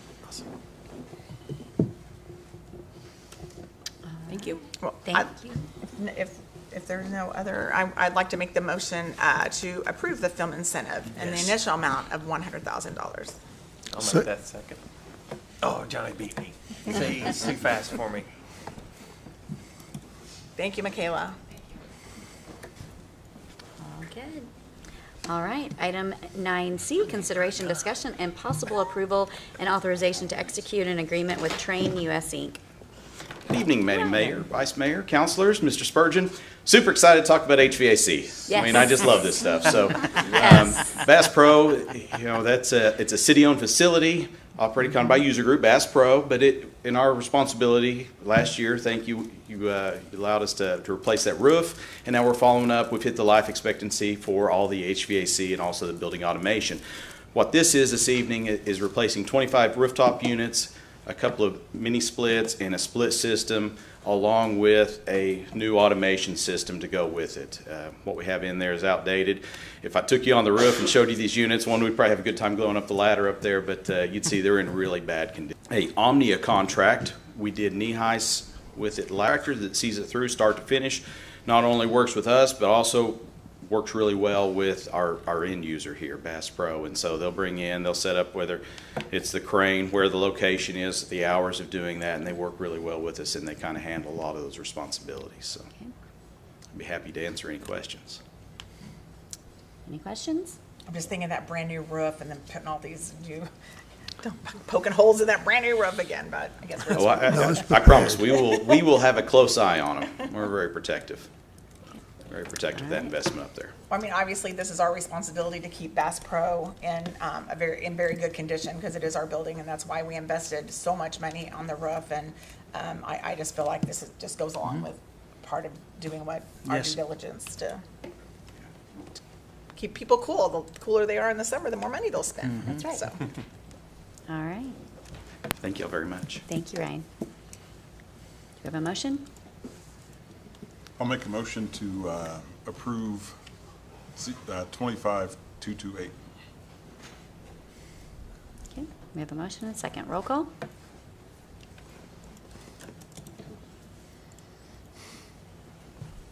All righty. 9E, consideration, discussion, and possible approval of a list of the City of Broken Arrow's priorities to present to Oklahoma members of Congress at National League of Cities.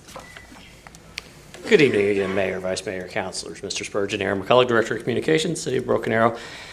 I am standing in for Community Relations Manager Lori Hill, who is not here because she's out at an HOA meeting managing relations with the community. So I will do my best to stand in. As you know, she's one of a kind, and it's kind of hard to duplicate her efforts, but I'll give my best shot. She and I met with Mr. Spurgeon earlier this week. Let me go back 3 weeks to your meeting back on February 4th when we presented to you a draft of the priorities that you may take with you to NLC in a couple of weeks on a National League of Cities on that trip. At your direction, we've gone back. We quizzed staff to see what was important to them. We've got all of that information. We sat down with Mr. Spurgeon. We came up with a list, and I want to present that list to you now and get your feedback on that, and then ask for your approval on this. First one is historic levels of inflation, followed by local and domestic energy, public safety, support for direct funding support for direct funding from the federal government to municipalities, redirect funds identified as wasteful in Department of Government efficiency audits to capital improvement grant opportunities, funding for water and sewer distribution improvements, future funding for improving interchanges at Elm Place, State Highway 51, Lynn Lane, State Highway 51. Opposition to the federal government nationalizing elections and continued support for efforts to safeguard the integrity of all elections. Opposition to federal overreach of local zoning and proper disposal of rechargeable batteries to mitigate fire hazards and waste stream pollution. Happy to answer any questions that you may have.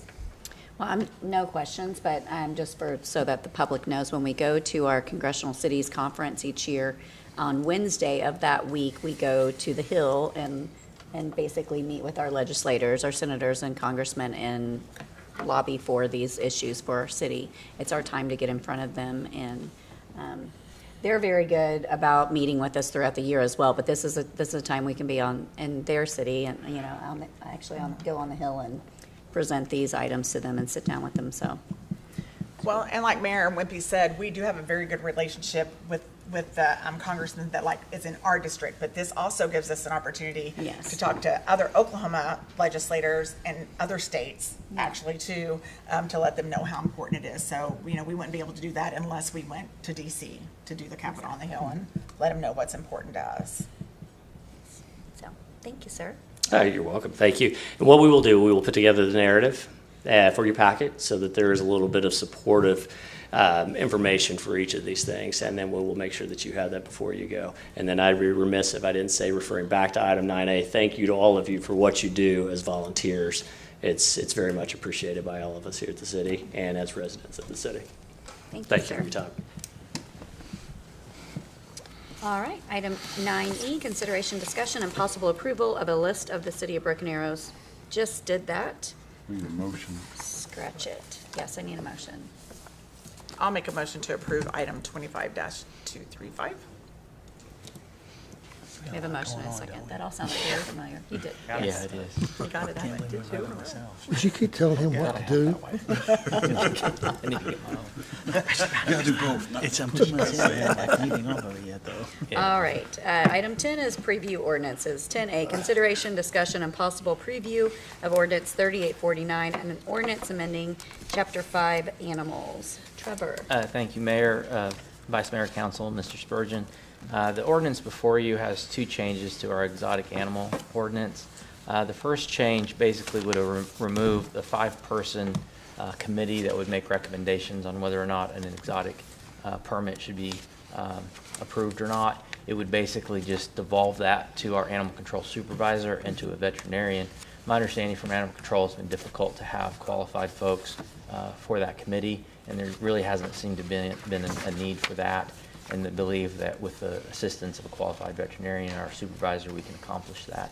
The second change was a change that was requested by former Vice Mayor Gillespie. Specifically, it was to exempt a type of tortoise from the exotic animals. We currently define exotic animals as those animals that would typically be found in a zoo. They don't include like farmyard animals or what you would consider your typical household cats, dogs, things like that. More like a monkey, polar bear, tiger, Kangaroo. For example. Lions and tigers and bears. Oh my. This one was specifically requested, I believe, because my understanding is the Vice Mayor had been requested by several people who had this type of tortoise. I spoke to Tim Bonai, our animal control supervisor, about this. In general, he, I think I'm representing his position accurately, was against having any kind of carved out exceptions. He believes that the current system that we have where you can come and get a permit would satisfy those concerns. He also mentioned that they are an endangered species according to the IUCN. They can live 30 to 50 years in captivity, up to 120 years in the wild. They can make good pets, but if they're not cared for properly in the right type of enclosure, they can cause damage to fences, yards, and things of that nature. So we did include that as for your consideration because we were updating the ordinance, and it was requested by the former Vice Mayor. But the recommendation would be to preview the ordinance with the change to the committee, eliminating the committee, setting that as qualified veterinarian and our animal control supervisor, but not making an exception at this time for any specific type of exotic animal. Okay. Yeah, I think that's fair. The individual people can go and plead their case to the supervisor. Yeah. I think, how many of those turtles do we have in our city? Like, I don't know. Yeah, we may be surprised about a lot of things. We may have monkeys, we just don't know about it. We do. We do. Did they get a special okay through this board? I don't know. Not that I'm aware of. Anyway, is there a motion? I do not have a monkey, by the way. I just want to I think it's time to move on pretty quick. I would like one, but I do not have one. Yeah, I'll make a motion to approve 25-173. Second? I have a motion and a second. Roll call.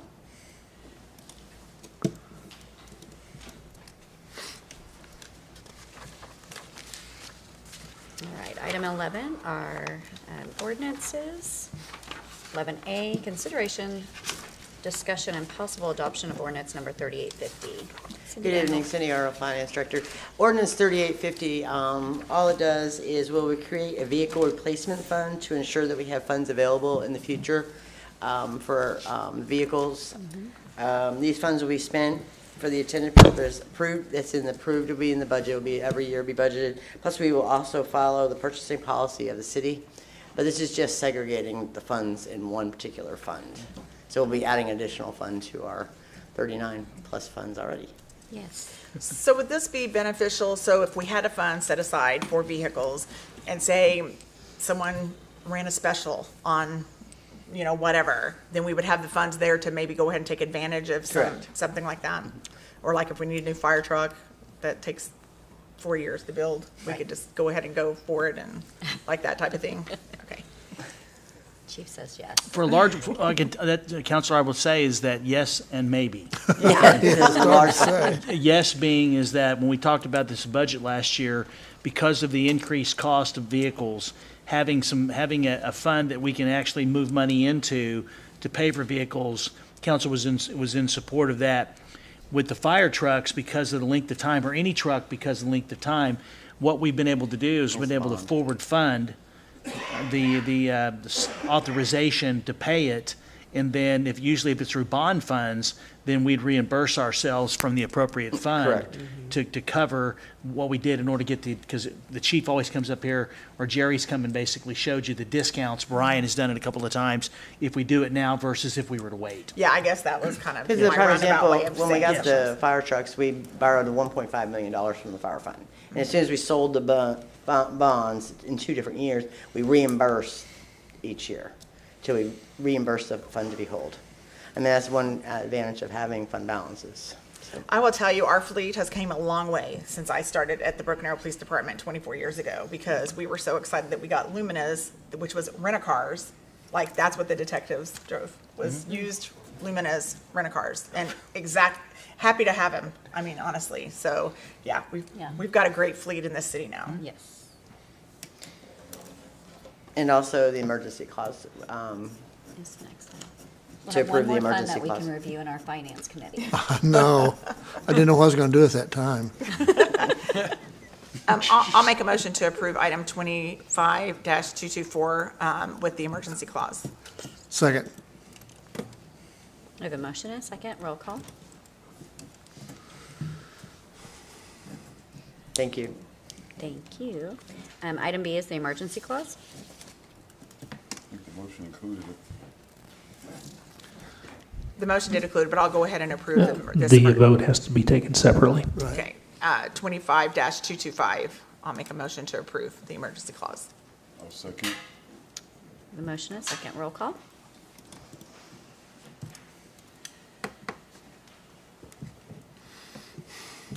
All right, remarks by governing body members. Well, congratulations to our 4 council members who did not draw opponents.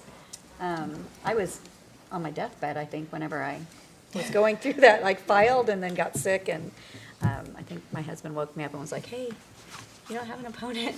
So I haven't really, I'm still wrapping my head around it. So, Well, what people may not know is Tulsa County Election Board website was down, so we didn't really know if we had an opponent for quite a while. You'd refresh and it just wouldn't refresh. Yeah. And so, anyway, that was a little nerve-wracking, but. So, congrats.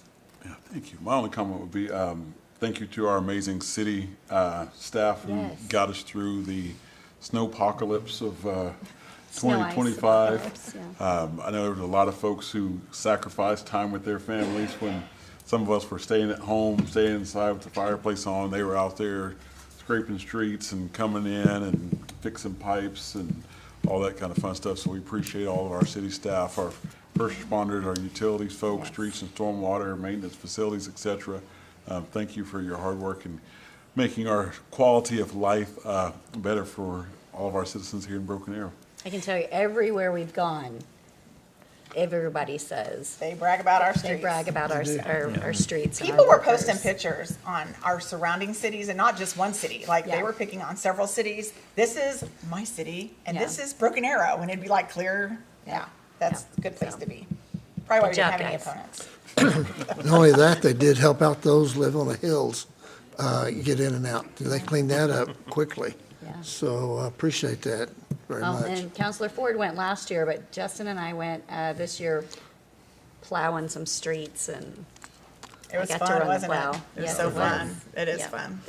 And I appreciate, because, I'm sure they're like, great, a counselor's coming and staying with us, but they act very nice when we're in there. They don't act like they put out, but I mean, and you all know that the dedication, like when my driver, the dedication he had, like, he was all about it. And like, he told me everything. And he Yes. was like, that was his job, and he did it a was great also job. educating. Like they were educating the whole time as well. Yes. Why they do it a certain way, or how So How many it was very curbs cool. they hit and how, you just, like, you don't want to hit a curb because that's very expensive. Yeah. You see all those? Yep. Well, and I would It's just an art. echo the communication that went out from the city as well. Constant. I saw lots of comments that, the citizens really appreciated all of the communication that kept the citizens informed of what was going on. And the world did not end because my trash didn't get picked up for a week. That's right. Man. Didn't end. You won't It get charged got extra picked up for- yesterday. Yeah. It was amazing. By It magic. was amazing. Yep. Yep. Mine should be picked up tomorrow. But I had lunch with Mr. Spurgeon today, and that is what like some people were like, am I gonna get my money back for that week that I didn't get trash? And you can just sit back and like that one negative thing, people piled on about, oh, well, I think it's great that they were looking out for the safety of their employees, and I think we can wait 1 week. I mean, it was just like, the city didn't even have to respond, because our citizens are like, dude, come on, Like, I loved it. I loved it. It was great. Thank you, people, for talking positive on social media about our city. City Manager? I do, Mayor. I need to, we had a lengthy meeting, but I need to cover three things. First, I appreciate the comments from council about the staff and the hard work. The street department, police department, utilities, everyone, communications, the support departments, making sure that they had what they needed to do a great job. Kudos to every single person. And I have two other things, and I'm going to save one of your favorite topics for last, okay?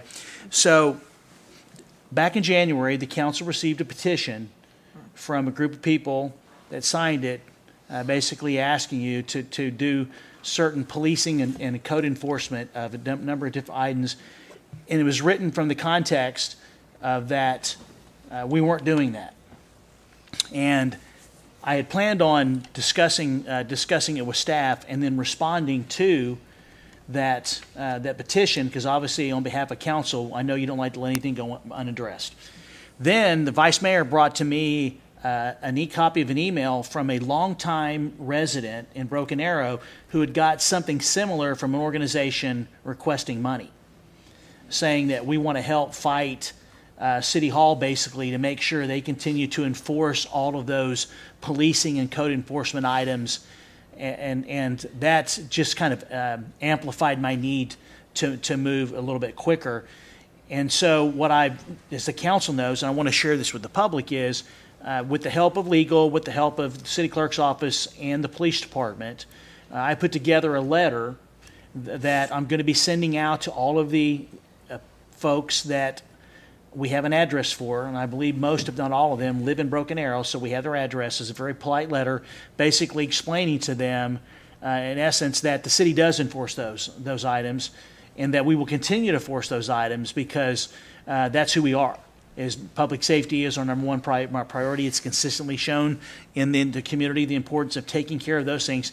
And if you don't take care of those things, and I understand the context or the intent of the petition, is because if you don't take care of those things that they're saying aren't being taken care of, you can create huge problems within your community. And I know all of you are supportive. So I have the letter that I was going to be sending out.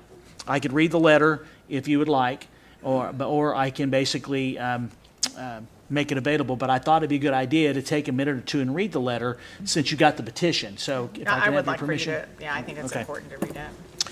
So the letter's going to come from my office, and it's regarding petition for quality of life policing methods. Dear citizens of Broken Arrow, we have received the citizens' petition that you signed, and I am following up to discuss it further. Please rest assured that the City of Broken Arrow is committed to upholding and enforcing all applicable laws to ensure the safety and well-being of our citizens. Recent claims suggesting otherwise are unfounded and do not reflect the reality of what is happening in our city. Our law enforcement officers work diligently every day to protect our city, and we take any allegations of non-enforcement seriously. Additionally, we want to clarify that the City of Broken Arrow is not affiliated with the National Police Association and does not receive any funds from this organization. Any assertion to the contrary is incorrect. The governance, funding, and operational priorities of our law enforcement agencies are determined locally, ensuring that they align with the best interest of our citizens. Let me further add that generalized statements about crime, neighborhood conditions, and policing policies often fail to provide an accurate picture of our community. The City of Broken Arrow does not suffer from widespread crime, dilapidated neighborhoods, or a defund the police department. On the contrary, our city remains a safe, vibrant place to live, work, and raise a family, thanks to the dedicated efforts of our police force and the strong support from the community. In fact, statistical data from the National Incident-Based Reporting System shows that Broken Arrow's crime rate compares favorably to the other large cities in the state, such as Oklahoma City, Tulsa, Norman, Edmond, and Lawton, as well beyond the national average. Our city boasts a high quality of life characterized by well-maintained neighborhoods, thriving businesses, and engaged citizens. The City of Broken Arrow City Council consistently prioritizes public safety by ensuring our police department is well-funded and fully staffed. This includes allocating appropriate budget resources to maintain competitive salaries, training, and equip necessary for our officers to effectively serve and protect our community. We appreciate the trust and support of our residents and remain dedicated to maintaining the safety and integrity of our city. If you have any concerns or questions, we encourage you to reach out to the Broken Arrow City or the Broken Arrow Police Department for accurate information. Respectfully, Michael Spurgeon. Well, and I'm sure you all responded to the resident, but my concern was when they were talking about the funding, like requesting money from Yes. these citizens. I was like, well, you first know that we support our police department, like we have the finest, and we are a very supportive community of our PD, but it concerns me that they're asking you for funds. So we want to make sure that you're not being scammed as well, so. Well, we did some research, and Lori Hill kicked it off with some links that you found with regard to this, and so I do plan on sending a letter to that resident to make sure that he understands we're not affiliated, and that, you know, obviously we can't give anybody advice where they should or shouldn't, but they should definitely do their research. Yeah. So we're going to follow up on that. So unless council has any concerns, that's the letter's going to go to all those folks that signed the petition. Okay. And also, one of your favorite topics, and it's almost that time of year, is fireworks. Okay? You didn't think you were going to get out of it. So, as you know, last year it rained on the 3rd and 4th respectively, and as a result, folks were not able to shoot fireworks, and two things happened. People shot fireworks outside of what is allowed in the ordinance, and secondly, people were looking to see if there was some way, some mechanism that would allow somebody in the city the authority to make a decision to allow fireworks. That does not exist because the ordinance does not call for that. It was brought up last night in a community meeting, and I would like to bring to council, based on a request of a council member and the discussion that took place last night, for next week for council to discuss, could there be a small window that either myself or the mayor, those are probably the two best, one or the other, or my designee, however council chooses to do it, to say that within a certain window, hypothetically, up until July 10th or July 11th, 1 week from July 4th, if in fact there was rain on both of those days, or however the council decides it, the appropriate person or their designee could make that decision to allow the fireworks to be shot. Council doesn't want to pass it, you don't have to pass it. I feel like that something should be discussed because, you know, the chances of there being 7 days of rain are probably slim. But if council's not interested, but it was brought up, and I would like for you to discuss it, if you will, at the next meeting. Okay. So, All right, we do have an executive session, so I entertain a motion to take a brief recess to go into Bama. I'll make that motion. Recess to go into Bama. Second. We have a motion and a second. Roll call. Pickle, Yes. Green, Yes. Ford, Yes? Parks, Yes. Wimpy. Yes. Do we have any items from the consent agenda that need to be removed?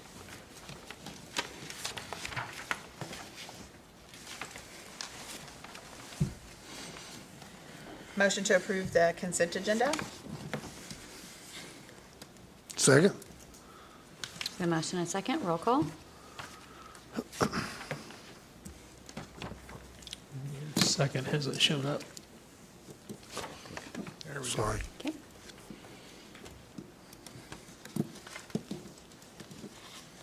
We have no public hearings, appeals, presentations, recognitions, or awards. No general authority business. Any remarks by governing body members? I just have one thing on what we just approved for, on the consent agenda, the Bluebell Creameries. You know, when the neighborhood came, I think has to do with this, but when the neighborhood came and it went, like our item wasn't even about that. It was about, you know, doing new development or whatever, but that was an issue.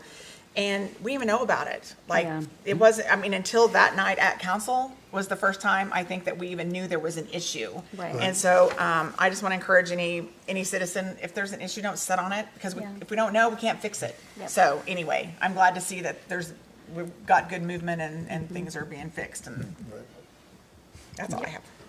Okay. City Manager? I do, Madam Chair. You have received an email today from Lori asking for your schedule to look at a new software program that actually once it goes live sometime in May, to allow utility customers to actually get a real-time look at their usage, specifically with water. And this is something that we talked about a couple of years ago as we finished upgrading the meters, and we've completed that process. I have seen, along with Mr. Schwab, the actual program that is just about ready to launch, and I'd like for the council members to take a look at it. Then I'm not as excited about Ryan Bays about everything, but I'm very excited about Tim Robbins coming and actually giving a brief presentation at an upcoming meeting about this, because this is something that is going to allow residents to actually get on and see their real-time use for that particular billing cycle. And so it's very consistent with the industry standard, and please take a look at your schedule and opportunity, and then we'll get it before the council at the first available meeting after everyone has seen it, because we'd like to launch it in May. I think that'll be huge, because that is the main concern. Unfortunately, they don't contact the city. They go on social media, and then they get everybody riled up, and but then you'll see on, like, through the comments, if Poole will, like, if he comments on there and says, call me, let's look at your water usage, and then come to find out there was a leak, or there was, oh, I did run my sprinkler, or I did fill my pool up, or I did whatever it was, but no one ever goes back and says, like, oh, sorry, I'll just take this post down, because actually it was my fault. But it'll be great if citizens can actually go real-time look at their usage. Well, and you don't have to even go to look. You can sign up for alerts. So if you have a spike in your water, it will alert you. And the only reason I know about that is because we did have a leak over the Christmas holiday that my husband knew that there was something wrong with this city and the way that it was doing it. Just knew it. But we did have a leak in our upstairs bathroom, which we never use except for when we have family over. Yeah. The grandkids go up there, and so Ross is gonna kill me, but that's the truth. Like but he's like so many other people. It's like, well, it can't be our fault. Well, sure enough, it was our fault.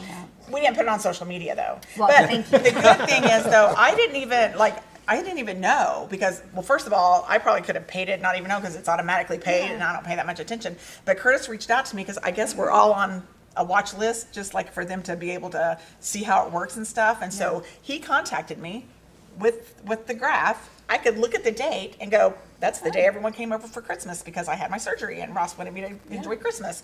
And then for 4 days it ran and ran and ran and ran.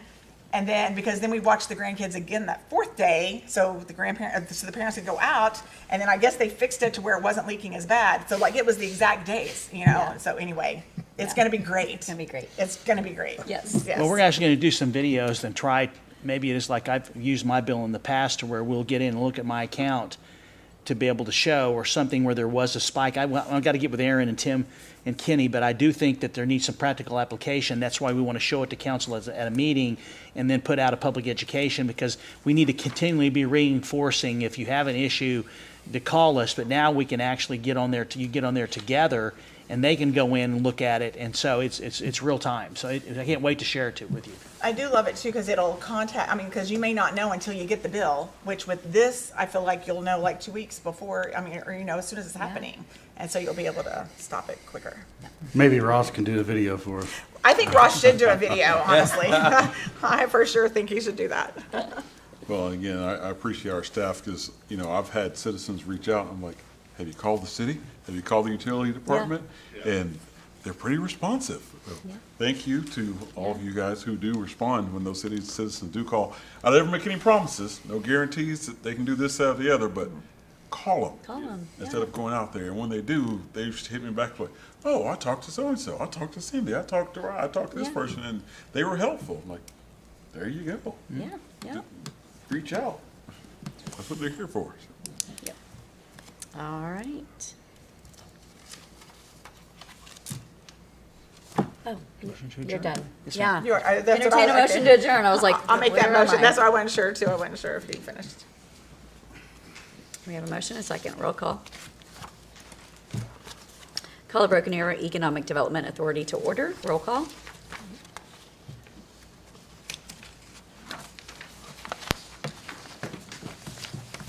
Pickle. Here. Green. Here. Ford. Here. Parks. Here. Wimpy. Here. Any items to be removed from the consent agenda? Make a motion, we approve consent agenda. Second? I have a motion and a second. Roll call.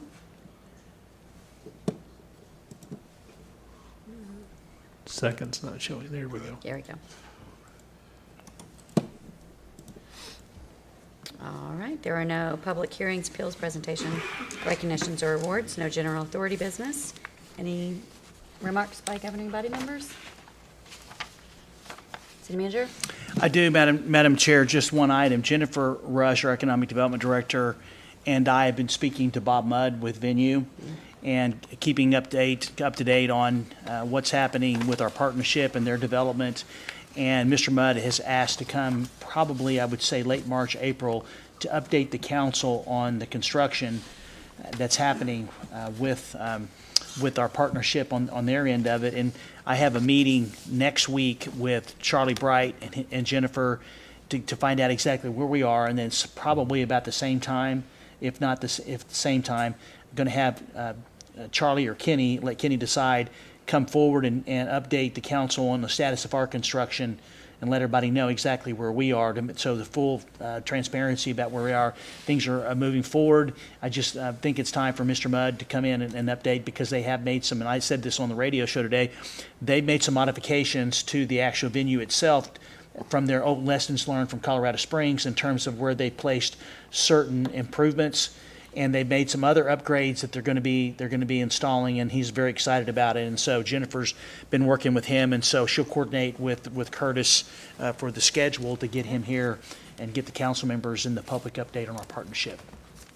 Wonderful. Okay, Thank that's you. all I have. All right. Entertain a motion to adjourn. Motion to adjourn? I'll second that motion. Motion and second. Roll call. Entertain a motion to take a brief recess to go into executive session. So moved. Second. Just take whatever. Pickle. Roll call. Yes. Green. Yes. Ford. Yes. Parks. Yes. Wimpy.